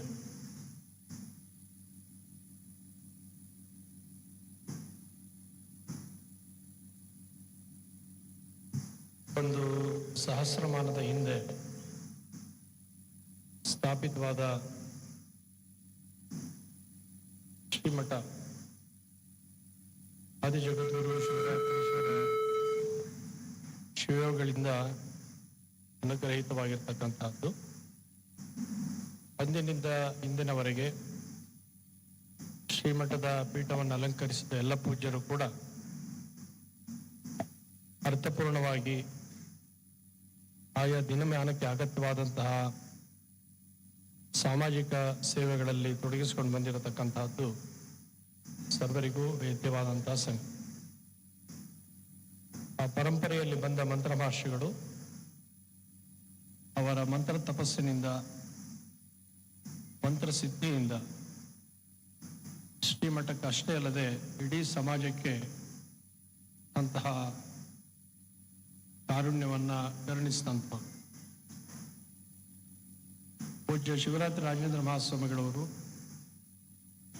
ಅವರ ವೈಯಕ್ತಿಕವಾದಂತಹ ಜ್ಞಾನಾರ್ಜನೆಯನ್ನ ಬದಿಗಿರಿಸಿ ನಾಡಿನ ಸರ್ವತೋಮುಖ ಶ್ರೇಯಸ್ಸಿಗೆ ಶ್ರಮಿಸಿದರು ಅಂತ ಕಾರಣಕ್ಕಾಗಿ ಇವತ್ತು ಇಂಥ ಒಂದು ವಿಶೇಷ ಉಪನ್ಯಾಸ ಕಾರ್ಯಕ್ರಮದಲ್ಲಿ ಭಾಗವಹಿಸುವಂತ ಸದವಕಾಶ ನಮಗೆಲ್ಲ ಲಭ್ಯ ಆಗಿದೆ. ಇಡೀ ಜೀವಮಾನವನ್ನ ಮೀಸಲಾಗಿಟ್ಟಂತಹದ್ದು. ಆ ಕಾರಣದಿಂದ ಗ್ರಾಮಾಂತರ ಪ್ರದೇಶದ ಮಕ್ಕಳಿಗೆ ಹೊಸ ವಸತಿಯನ್ನ ನೀಡುವ ಮೂಲಕ ಅವರ ಅಂತರಂಗದ ಜ್ಯೋತಿಯನ್ನ ಬೆಳಗಿಸಲಿಕ್ಕೆ ಅವಕಾಶ ಮಾಡಿಕೊಟ್ಟದ್ದು ಇವತ್ತು ಮಹಾವಿದ್ಯಾಪೀಠ ಸೇವಾ ಕಾರ್ಯದಲ್ಲಿ ತೊಡಗಿಸಿಕೊಳ್ಳಲಿಕ್ಕೆ ಅವಕಾಶ. JSS ಮಹಾವಿದ್ಯಾಪೀಠ ಸ್ಥಾಪನೆಯಾದ 50 ವರ್ಷಗಳ ಸಂದರ್ಭದಲ್ಲಿ ಅದರ ಸುವರ್ಣ ಮಹೋತ್ಸವವನ್ನು ಆಚರಿಸಲಾಯಿತು. ಮೈಸೂರಿನಲ್ಲಿ ಶಿವರಾತ್ರೀಶ್ವರ ಜಯಂತಿ ನಡೆದಂಥ ಸಂದರ್ಭದಲ್ಲಿ ಅದರ ಕೊನೆಯ ದಿನದಂದು ಅಂದಿನ ಮುಖ್ಯಮಂತ್ರಿಗಳಾಗಿದ್ದ ಸನ್ಮಾನ್ಯ ಶ್ರೀ SM ಕೃಷ್ಣ ಅವರು ಸುವರ್ಣ ಮಹೋತ್ಸವವನ್ನು ಉದ್ಘಾಟಿಸಿದರು. ಆ ಸಂದರ್ಭದಲ್ಲಿ ಹಮ್ಮಿಕೊಂಡಂತಹ ಅನೇಕ ವಿಶೇಷ ಕಾರ್ಯಕ್ರಮಗಳಲ್ಲಿ ಈ ಒಂದು ವಿಶೇಷ ಉಪನ್ಯಾಸ ಕೂಡ ಒಂದಾಗಿದೆ. ಅದು 2007ರಿಂದ ಇದುವರೆಗೆ 14 ವಿಶೇಷ ಉಪನ್ಯಾಸಗಳು ನೆರವೇರಿದೆ. ಎಲ್ಲ ವಿಶೇಷ ಉಪನ್ಯಾಸಗಳು ಕೂಡ ತೃತೀಯ ರೂಪದಲ್ಲಿ ಹೊರಗೆ ಬಂದಿದೆ. ಇವತ್ತಿದೀಗ ಕಳೆದ ವರ್ಷದ ವಿಶೇಷ ಉಪನ್ಯಾಸದ ಆತ್ಮನೋ ಮೋಕ್ಷಾರ್ಥಂ ಜಗದ್ಹಿತಾಯ ಚ ಕೃತಿಯನ್ನ ಮಾನ್ಯ ಭಗವತ್ ಅವರು ಬಿಡುಗಡೆ ಮಾಡಿದ್ದಾರೆ. ಅದನ್ನ ಚಿಕ್ಕಬಳ್ಳಾಪುರದ ಸದ್ಗುರು ಶ್ರೀ ಮಧು ಸಾಯಿ ಅವರು ಉಪನ್ಯಾಸವನ್ನ ನೀಡಿದ್ದು, ಅವರು ವಿಶೇಷವಾಗಿ ಇವತ್ತು ಇಂದಿನ ದಿನಮಾನದಲ್ಲಿ ಸಾಮಾಜಿಕ ಸೇವೆಯಲ್ಲಿ ವಿಶೇಷವಾಗಿ ತೊಡಗಿಸಿಕೊಂಡು, ಅದು ಆಸ್ಪತ್ರೆ, ಶಿಕ್ಷಣ ಸಂಸ್ಥೆ, ಎಲ್ಲ ಕ್ಷೇತ್ರಗಳಲ್ಲೂ ಕೂಡ ಒಂದು ಧಾರ್ಮಿಕ ಸಂಸ್ಥೆ ಹೇಗೆ ಸೇವೆಯನ್ನು ಸಲ್ಲಿಸಲಿಕ್ಕೆ ಸಾಧ್ಯ ಇದೆ ಅನ್ನೋದನ್ನು ಅವರು ಪ್ರತ್ಯಕ್ಷವಾಗಿ ಸೇವಾ ಕಾರ್ಯದಲ್ಲಿ ತೊಡಗಿಸಿಕೊಂಡು ನೆರವೇರಿಸಿಕೊಂಡು ಬರ್ತಾ ಇದ್ದಾರೆ. ಬಹುಶಃ ಒಂದು ಅರ್ಥದಲ್ಲಿ ಕಳೆದ ವರ್ಷದ ಉಪನ್ಯಾಸದ ಮುಂದುವರಿಕೆಯಾಗಿ ಇವತ್ತು ಮೋಹನ್ ಭಾಗವತ್ ಅವರು ಅವರ ಉಪನ್ಯಾಸವನ್ನ ವಿಸ್ತರಿಸಿದ್ದಾರೆ. ದೇಶವನ್ನ ಸಮೃದ್ಧವಾಗಿ ಬೆಳೆಸಬೇಕಾದ್ರೆ, ದೇಶ ಸಂಪತ್ಭರಿತವಾಗಿರಬೇಕಾದ್ರೆ, ಜಗತ್ತಿನಲ್ಲಿ ದೇಶ ಸದಾಕಾಲ ಮನ್ನಣೆಯನ್ನ ಪಡೆದುಕೊಳ್ಬೇಕಾದ್ರೆ ಆ ದೇಶದ ಸಮಗ್ರತೆಯನ್ನ ಕಾಪಾಡ್ತಕ್ಕಂತಹದ್ದು ನಮ್ಮೆಲ್ಲರ ಆದ್ಯ ಕರ್ತವ್ಯ ಆಗಿದೆ. ಅದಕ್ಕಾಗಿ ಮೇಲ್ಸ್ತರದಲ್ಲಿ ಏನೆಲ್ಲ ಅಭಿವೃದ್ಧಿಗಳಾಗಬಹುದು ಹೇಳಿದಂಥ ಒಂದು ಮಾತು ಅಂದರೆ, ಸಾಮಾನ್ಯರ ಮಟ್ಟದಲ್ಲಿ ಕೂಡ ಮಹಾತ್ಮ ಗಾಂಧಿಯವರು ಹೇಳಿದಾಗೆ ಈ ದೇಶ ಯಾವಾಗ ಅಭಿವೃದ್ಧಿಯನ್ನು ಹೊಂದದ ದೇಶ ಆಗುತ್ತೆ ಅಂತಂದ್ರೆ, ಈ ದೇಶದ ಪ್ರತಿಯೊಂದು ಹಳ್ಳಿ ಯಾವಾಗ ಅಭಿವೃದ್ಧಿ ಆಗುತ್ತೋ ಆಗ ದೇಶ ಅಭಿವೃದ್ಧಿ ಆಗುತ್ತೆ ಅಂತ.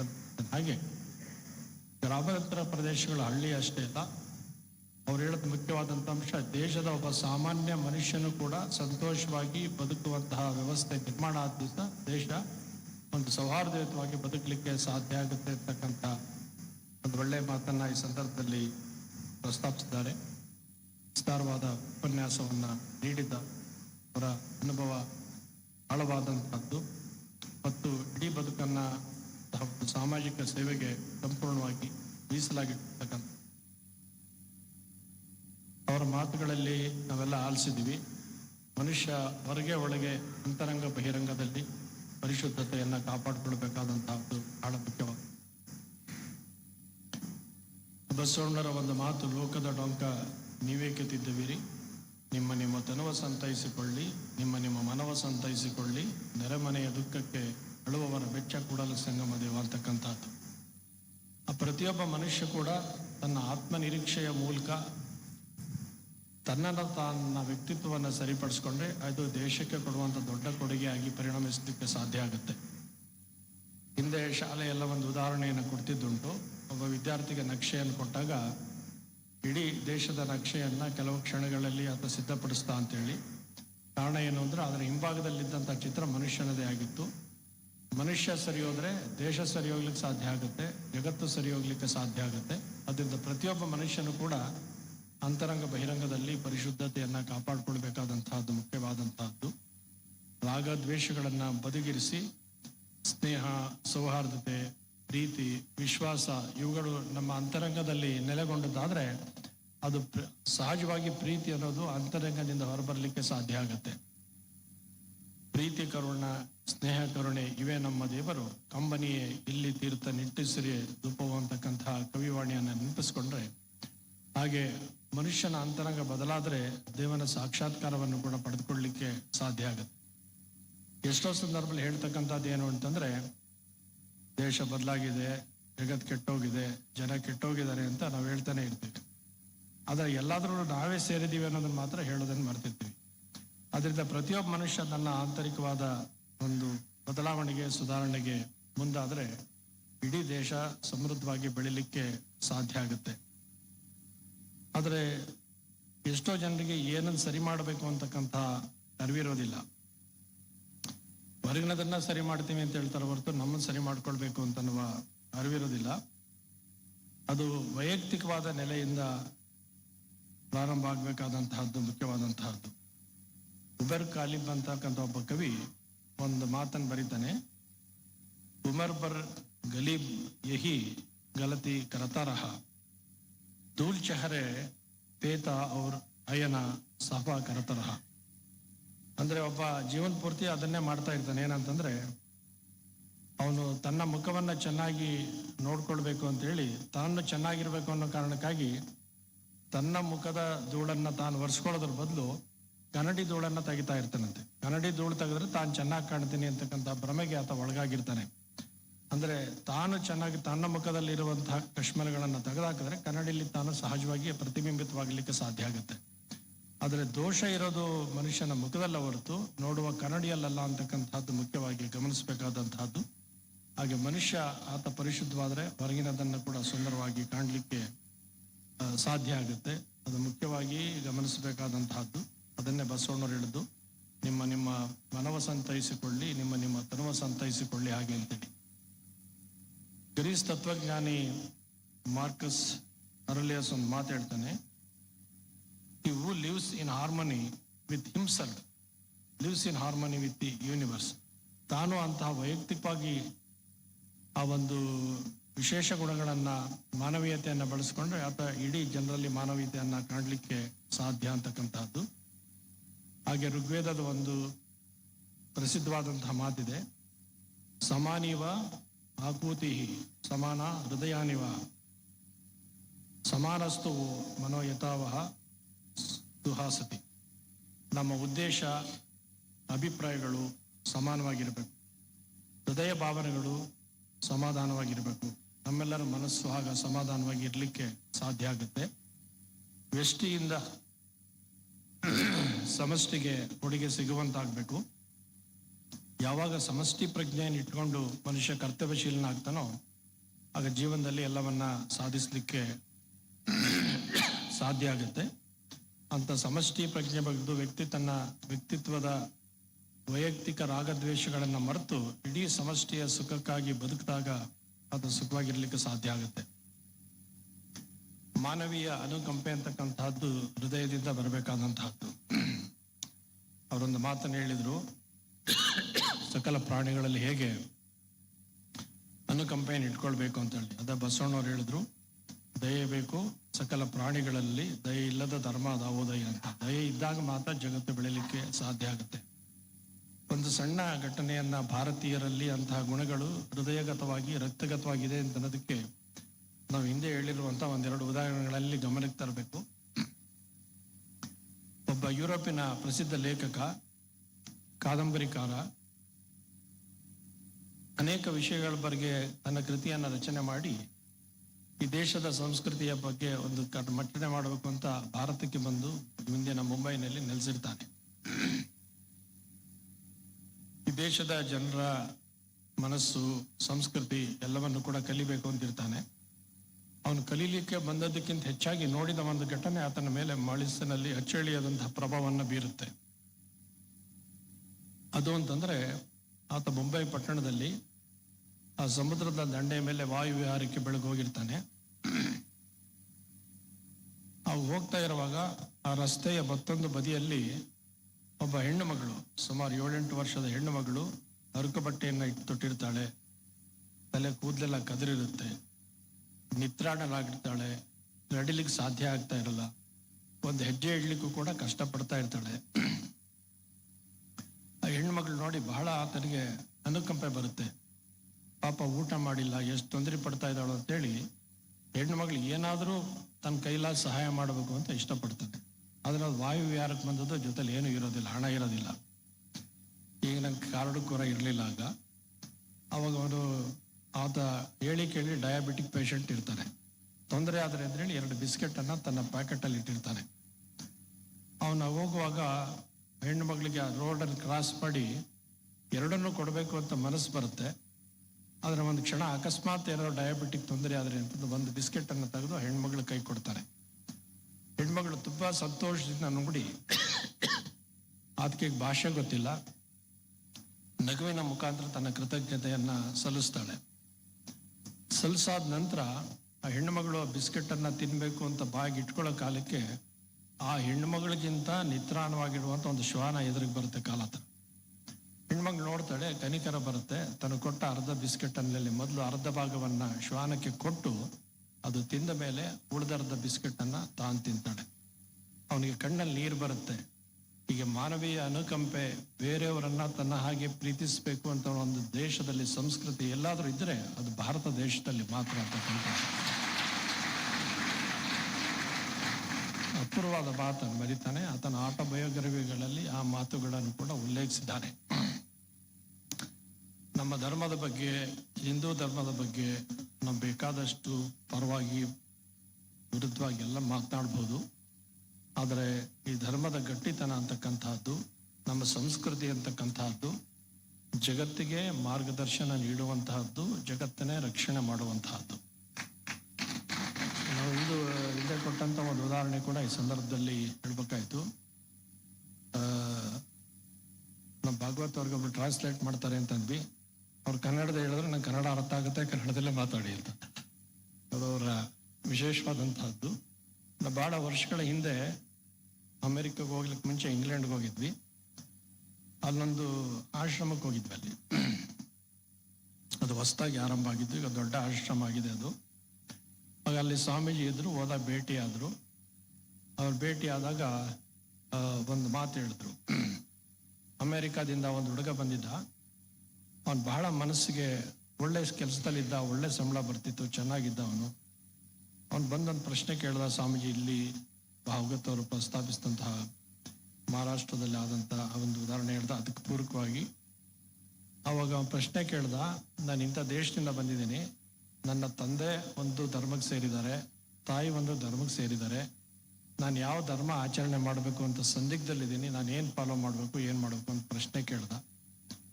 ಅವನು ಒಬ್ಬರು ಹಿಂದೂ ಆಗಿದ್ರು, ಇನ್ನೊಬ್ಬರು ಬೇರೆ ಆಗಿದ್ರು. ನಾವು ಮೌನವಾಗಿ ಹೇಳಿದ್ವಿ, ಹೌದಪ್ಪ, ಎಲ್ಲಿಂಥ ಸಮಸ್ಯೆಗಳು ಇದ್ದೇ ಇರುತ್ತೆ, ಯುವಕರಲ್ಲಿ ಸಹಜವಾಗಿ ಮೂಡುವಂತಹದ್ದು. ನನಗೊಂದು ಸ್ವಲ್ಪ ಕೆಲಸ ಇದೆ, ಮುಗಿಸಿ ಬರ್ತೀನಿ. ನಮ್ಮ ಆಶ್ರಮದಲ್ಲಿ ಒಂದು ಚಿಕ್ಕದಾದಂಥ ಪುಟ್ಟದಾದ ಒಂದು ವಸ್ತು ಪ್ರದರ್ಶನ ಮ್ಯೂಸಿಯಂ ಮಾಡಿದ್ದೀವಿ, ನೀವು ನೋಡ್ಕೊಂಡು ಮತ್ತೆ ಸಿಗ್ತೀನಿ ಅಂತ ಹೇಳಿದ್ವಿ. ಅವನು ನೋಡಿಕೊಂಡು ಬಂದು ಊಟ ಮಾಡಿಕೊಂಡು ನನಗೋಸ್ಕರ ಕಾಯ್ತಾ ಇದ್ದ. ಸ್ವಾಮೀಜಿ ಹೇಳಿದ್ದು. ನಾನು ಬರೋ ಸ್ವಲ್ಪ ತಡ ಆಯಿತು. ಸ್ವಾಮೀಜಿ ನಿಮ್ಮನ್ನೇ ನೋಡ್ಲಿಕ್ಕೋಸ್ಕರ ಕಾದಿದ್ದೀನಿ ಅಂತಂದ. ಏಕಪ್ಪ ಅಂದ.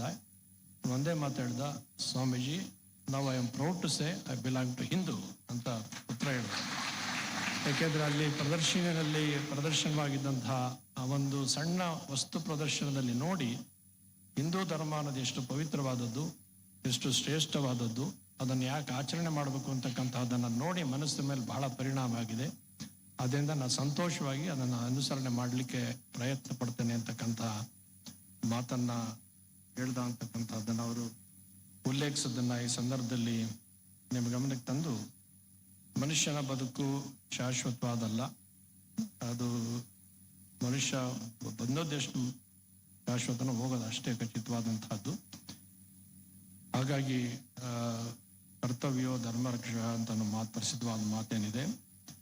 ಮನುಷ್ಯ ಪ್ರತಿ ಕ್ಷಣದಲ್ಲೂ ಕೂಡ ತನ್ನ ಕರ್ತವ್ಯದಲ್ಲಿ ಪರಿಣತನಾಗಿ ತನ್ನ ಕೆಲಸದಲ್ಲಿ ತೊಡಗಿಕೊಳ್ಬೇಕಾದ ಅಗತ್ಯ ಅದು.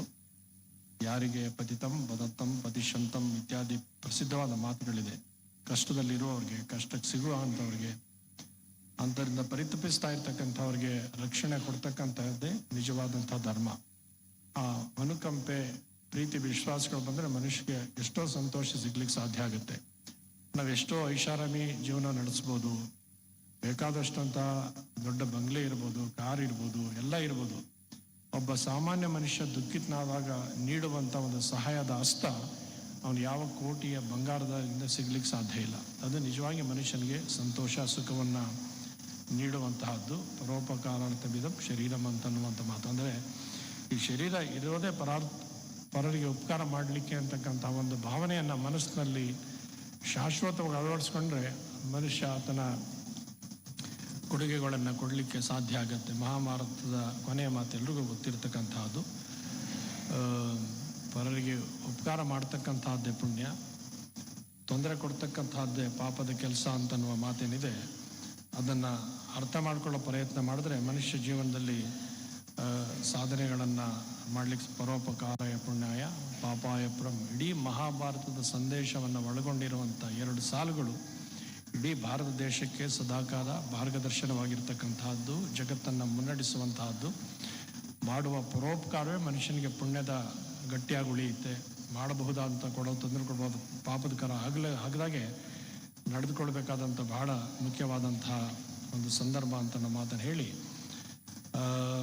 ಇಂಥ ಎಲ್ಲ ವಿಚಾರಗಳನ್ನು ಮನನ ಮಾಡಲಿಕ್ಕೆ, ಅದನ್ನು ಅರ್ಥ ಮಾಡಿಕೊಡ್ಲಿಕ್ಕೆ, ಮತ್ತೆ ಮತ್ತೆ ಜನರಲ್ಲಿ ಜಾಗೃತಿ ಉಂಟು ಮಾಡಲಿಕ್ಕೆ ಇಂಥ ವಿಶೇಷ ಉಪನ್ಯಾಸಗಳನ್ನು ಏರ್ಪಡಿಸ್ಕೊಂಡು ಬರ್ತಾ ಇದೆ.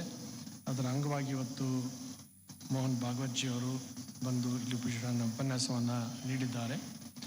RSS ಸಂಸ್ಥೆಗೆ 100 ವರ್ಷಗಳ ಆಗುವಂಥ ಸಂದರ್ಭದಲ್ಲಿ ಅದನ್ನು ಮುನ್ನಡೆಸುವಂತಹ ಕರ್ಣಧಾರತ್ವ ಭಾಗವತ್ ಅವರಿಗೆ ದೊರೆತಿರ್ತಕ್ಕಂಥದ್ದು. RSS ಜೊತೆಗೆ ಮಠದ ಸಂಬಂಧ ಬಾಳಾ ಸಾಹೇಬ್ ದೇವಾಸ್ ಅವರು ಇದ್ದಾಗಲಿಂದನೂ ನೆನಪಿರ್ತಕ್ಕಂಥದ್ದು. ಈಗಲೂ ನೆನಪಿಗೆ ಬರ್ತಾ ಇದೆ. ಟೌನ್ ಹಾಲ್ನಲ್ಲಿ ಕಾರ್ಯಕ್ರಮಕ್ಕೆ ಬಂದಾಗ ಅವರು ನಾವು ಹೀಗೆ ಪಕ್ಕದಲ್ಲಿ sat together in town hall ಅಲ್ಲಿ ಕುಳಿತದ್ದು ಇನ್ನೂ ನೆನಪು ಬರ್ತಾ ಇದೆ. ಆ ನಂತರದಲ್ಲಿ ಎಲ್ಲ ರೀತಿಯ ಸಂಪರ್ಕ ಇರ್ತಕ್ಕಂತಹದ್ದು ನಿಮಗೆಲ್ಲ ಗೊತ್ತಿರುವಂತಹದ್ದೇ. It is a moment of profound significance for all at Shri Sutturmath to welcome honourable Shri Mohan Bhagwat ji, the Sarsanghachalak of the Rashtriya Swayam Sevak Sangh, a leader whose life reflects discipline, simplicity, dedication and unwavering commitment to national service. Born into a family deeply rooted in the ideas of the Sangha, Bhagwat ji imbibed from an early age the values of selflessness, patriotism and social responsibility. Though trained in veterinary science, destiny called him to larger mission. In the early 1970s, he chose to leave a conventional career and dedicate himself fully as a pracharak, embracing a life of sacrifice, service, and nation building. What makes Sri Mohan Bhagwat ji truly remarkable is not merely the position he holds, but the simplicity with which he carries it. In an age often driven by visibility and power, he stands as a reminder that true leadership emerges from quiet conviction, disciplined living, and moral clarity. His life shows that influence need not stem from authority alone, but from character, consistency, and purpose. Over the decades, he has inspired millions through his words and actions, urging society to rise above divisions and work towards a stronger, culturally rooted and harmonious Bharat. Whether addressing social harmony, national identity, self-reliance, or the importance of preserving India's civilizational echoes, his ideas consistently reflect balance, inclusiveness, and a deep concern for the collective good. Bhagwat ji is no stranger to Sri Suturmat. In many ways, his presence here today feels less like a formal visit and more like a reunion of institutions and traditions that share common ideas of service, discipline, cultural rootedness, and national building. This is his 4th visit. On the previous occasions, he interacted warmly with the JSS children of preschool at Suttur, resident in Chesgol, leaving a lasting impression on their young minds. Second time, he had spent time at the same campus, Srimat, Mysuru, in an informal, affectionate manner, strengthening the bond of mutual respect and goodwill between the Rashtriya Swayam Sevak Sangh and Sutturmat. We also remember his visit to JSS Public School, Ooty, Tamil Nadu, for RSS special program, and where he stayed for few days. Today's visit takes an even greater meaning as it coincides with a historic milestone, the centenary celebrations of Rashtriya Swayam Sevak Sangh. 100 is not merely the journey of an organization, it is a journey of an idea, rooted in service, discipline, cultural pride, national awakening. At such a moment, Sri Bhagwat ji presence at Sutturmat symbolizes the coming together of 2 great streams of Indian thought and service, both committed to strengthening society through values, education, spirituality, and character building. Sri Sutturmat has long believed that education must not merely produce successful individuals, but also responsible and compassionate human beings. The ideas of Sri Bhagwat has spoken about over the years: social harmony, national unity, self-discipline, and collective responsibility reasonable deeply with this philosophy. As Sri Mohan Bhagwat has rightly observed, true progress is not measured merely by economic growth, but by unity and well-being of citizens. These words are profoundly relevant in today's world. Social harmony is not merely an aspiration, it is the foundation for enduring national progress. When people rise above divisions of caste, creed, language, and region, society becomes a force of collective strength and shared destiny. On this auspicious occasion, we extend our heartfelt wishes for the continued health, strength, and wisdom of Sri Mohan Bhagwat ji, whose vision, dedication, and selfless service to the nation ever guide and inspire society. Our deep appreciation and happiness at his gracious presence here today. May this association built on shared values and common purpose continue to grow stronger in the years ahead. ಇಷ್ಟು ಮಾತನ್ನು ಹೇಳಿ, ಇವತ್ತು ಈ ಕಾರ್ಯಕ್ರಮಕ್ಕೆ ಇಷ್ಟೆಲ್ಲ ಪೂಜ್ಯರು ನೀವೆಲ್ಲ ಬಂದದ್ದು ಸಂತೋಷ ಸಂಗತಿ. ಈ ಕಾರ್ಯಕ್ರಮದಲ್ಲಿ ಮಾನ್ಯ ಮುಕುಂದ್ ಅವರು, ಗುರುಪ್ರಸಾದ್ ಅವರು, ಶ್ರೀವತ್ಸ ಅವರು, ಮಹೇಶ್ ಅವರು, ನಮ್ಮ ACTಯ ಸೀತಾರಾಮ್ ಅವರು, ಮಧುಸೂದನ್, ಪ್ರತಾಪ್ ಸಿಂಹ ಅವರು, ಎಲ್ಲ ಗಣ್ಯಾತಿ ಗಣ್ಯರು ಕೂಡ ಈ ಕಾರ್ಯಕ್ರಮದಲ್ಲಿ ಉಪಸ್ಥಿತರಿದ್ದಾರೆ. ಎಲ್ಲರ ಬರುವಿಕೆಯಿಂದ ಕಾರ್ಯಕ್ರಮ ಯಶಸ್ವಿಯಾಗಿ ನಡೀಲಿಕ್ಕೆ ಸಾಧ್ಯ ಇದೆ. ಅವರು ಭಾಗವತ್ ಅವರು ಹೇಳಿದಾಗೆ, ಅವ್ರು ಹೇಳಿದ ಮಾತುಗಳನ್ನು ಕೊನೆಯ ಪಕ್ಷ ಇಲ್ಲಿರೋರಾದರೂ ಕೂಡ ಇವತ್ತಿನಿಂದ ಪಾಲಿಸುವ ಪ್ರಯತ್ನ ಮಾಡಿದ್ರೆ ನಾವು ದೇಶಕ್ಕೆ ನಾವು ಕೊಡಬಹುದಾದ ಕೊಡುಗೆ ಅಂತ ನಾವು ಭಾವಿಸಬೇಕಾಗುತ್ತೆ. ಒಬ್ಬೊಬ್ಬರು ಅವರ ಸಂಪರ್ಕದಲ್ಲಿ ಇರ್ತಕ್ಕಂಥವರ ಮನಸ್ಸಿನ ಮೇಲೆ ಇಂಥ ಸದ್ವಿಚಾರಗಳನ್ನು ಪರಿಚಯ ಮಾಡಿ ಎಲ್ಲರೂ ಕೂಡ ಸಮಗ್ರವಾಗಿ ನಮ್ಮ ದೇಶದ ಅಭಿವೃದ್ಧಿಗೆ, ದೇಶದ ಪ್ರಗತಿಗೆ ಶ್ರಮಿಸುವಂಥ ಕೆಲಸ ಆದರೆ ದೇಶ ಈಗೇನು ಜಗತ್ತಿಗೆ ಗುರುವಿನ ಸ್ಥಾನದಲ್ಲಿ ಅಂತ ಹೇಳ್ತಾ ಇದೆ, ಅದು ವಾಸ್ತವವಾಗಿ ದೀರ್ಘಕಾಲದಲ್ಲಿ ನೆಲಲಿಕ್ಕೆ ಸಾಧ್ಯ ಆಗುತ್ತೆ. ಅಂಥ ರಾಷ್ಟ್ರ ಪ್ರೇಮವನ್ನು ಬೆಳೆಸ್ಕೊಳ್ಳಿಕ್ಕೆ ಕಾರ್ಯಕ್ರಮ ಸಹಕಾರಿಯಾಗಲಿ ಅಂತ ಅನ್ನೋ ಆಶಯವನ್ನು ವ್ಯಕ್ತ ಮಾಡಿ, ಇನ್ನೂ ಎಲ್ಲ ಗಣ್ಯಾತಿ ಗಣ್ಯರು ಈ ಕಾರ್ಯಕ್ರಮದಲ್ಲಿ ಭಾಗವಹಿಸೋದಕ್ಕೆ ಅಭಿನಂದನೆಯನ್ನು ಸಲ್ಲಿಸಿ, ಕಾರ್ಯಕ್ರಮದ ನಂತರ ಭಾಗವತ್ಜಿಯವರು ಕೂಡ ಮಠದಲ್ಲೇ ಪ್ರಸಾದ ಸ್ವೀಕರಿಸಿ ಬೆಂಗಳೂರಿಗೆ ತೆರಳಲಿದ್ದಾರೆ. ಸರ್ವರಿಗೂ ಇಲ್ಲಿ ಎಡಭಾಗದಲ್ಲಿ ಪ್ರಸಾದದ ವ್ಯವಸ್ಥೆಯನ್ನು ಮಾಡಿದೆ. ಪ್ರಸಾದವನ್ನು ಸ್ವೀಕರಿಸಿ ನಂತರ ತೆರಳಬೇಕು ಅಂತ ಆಶಯವನ್ನು ವ್ಯಕ್ತ ಮಾಡಿ, ಭಗವಂತನ ಕೃಪೆ ಎಲ್ಲರಿಗೂ ಇರಲಿ ಅಂತ ಹಾರೈಸಿ 4 ಮಾತಿಗೆ ವಿರಾಮ ಕೊಡ್ತೀನಿ. ಇದನ್ನು ದಯಪಾಲಿಸಿದ ಪರಮ ಪೂಜ್ಯರಿಗೆ ವಂದನೆಗಳು. ಈಗ ಗೌರವ ಸಮರ್ಪಣೆ.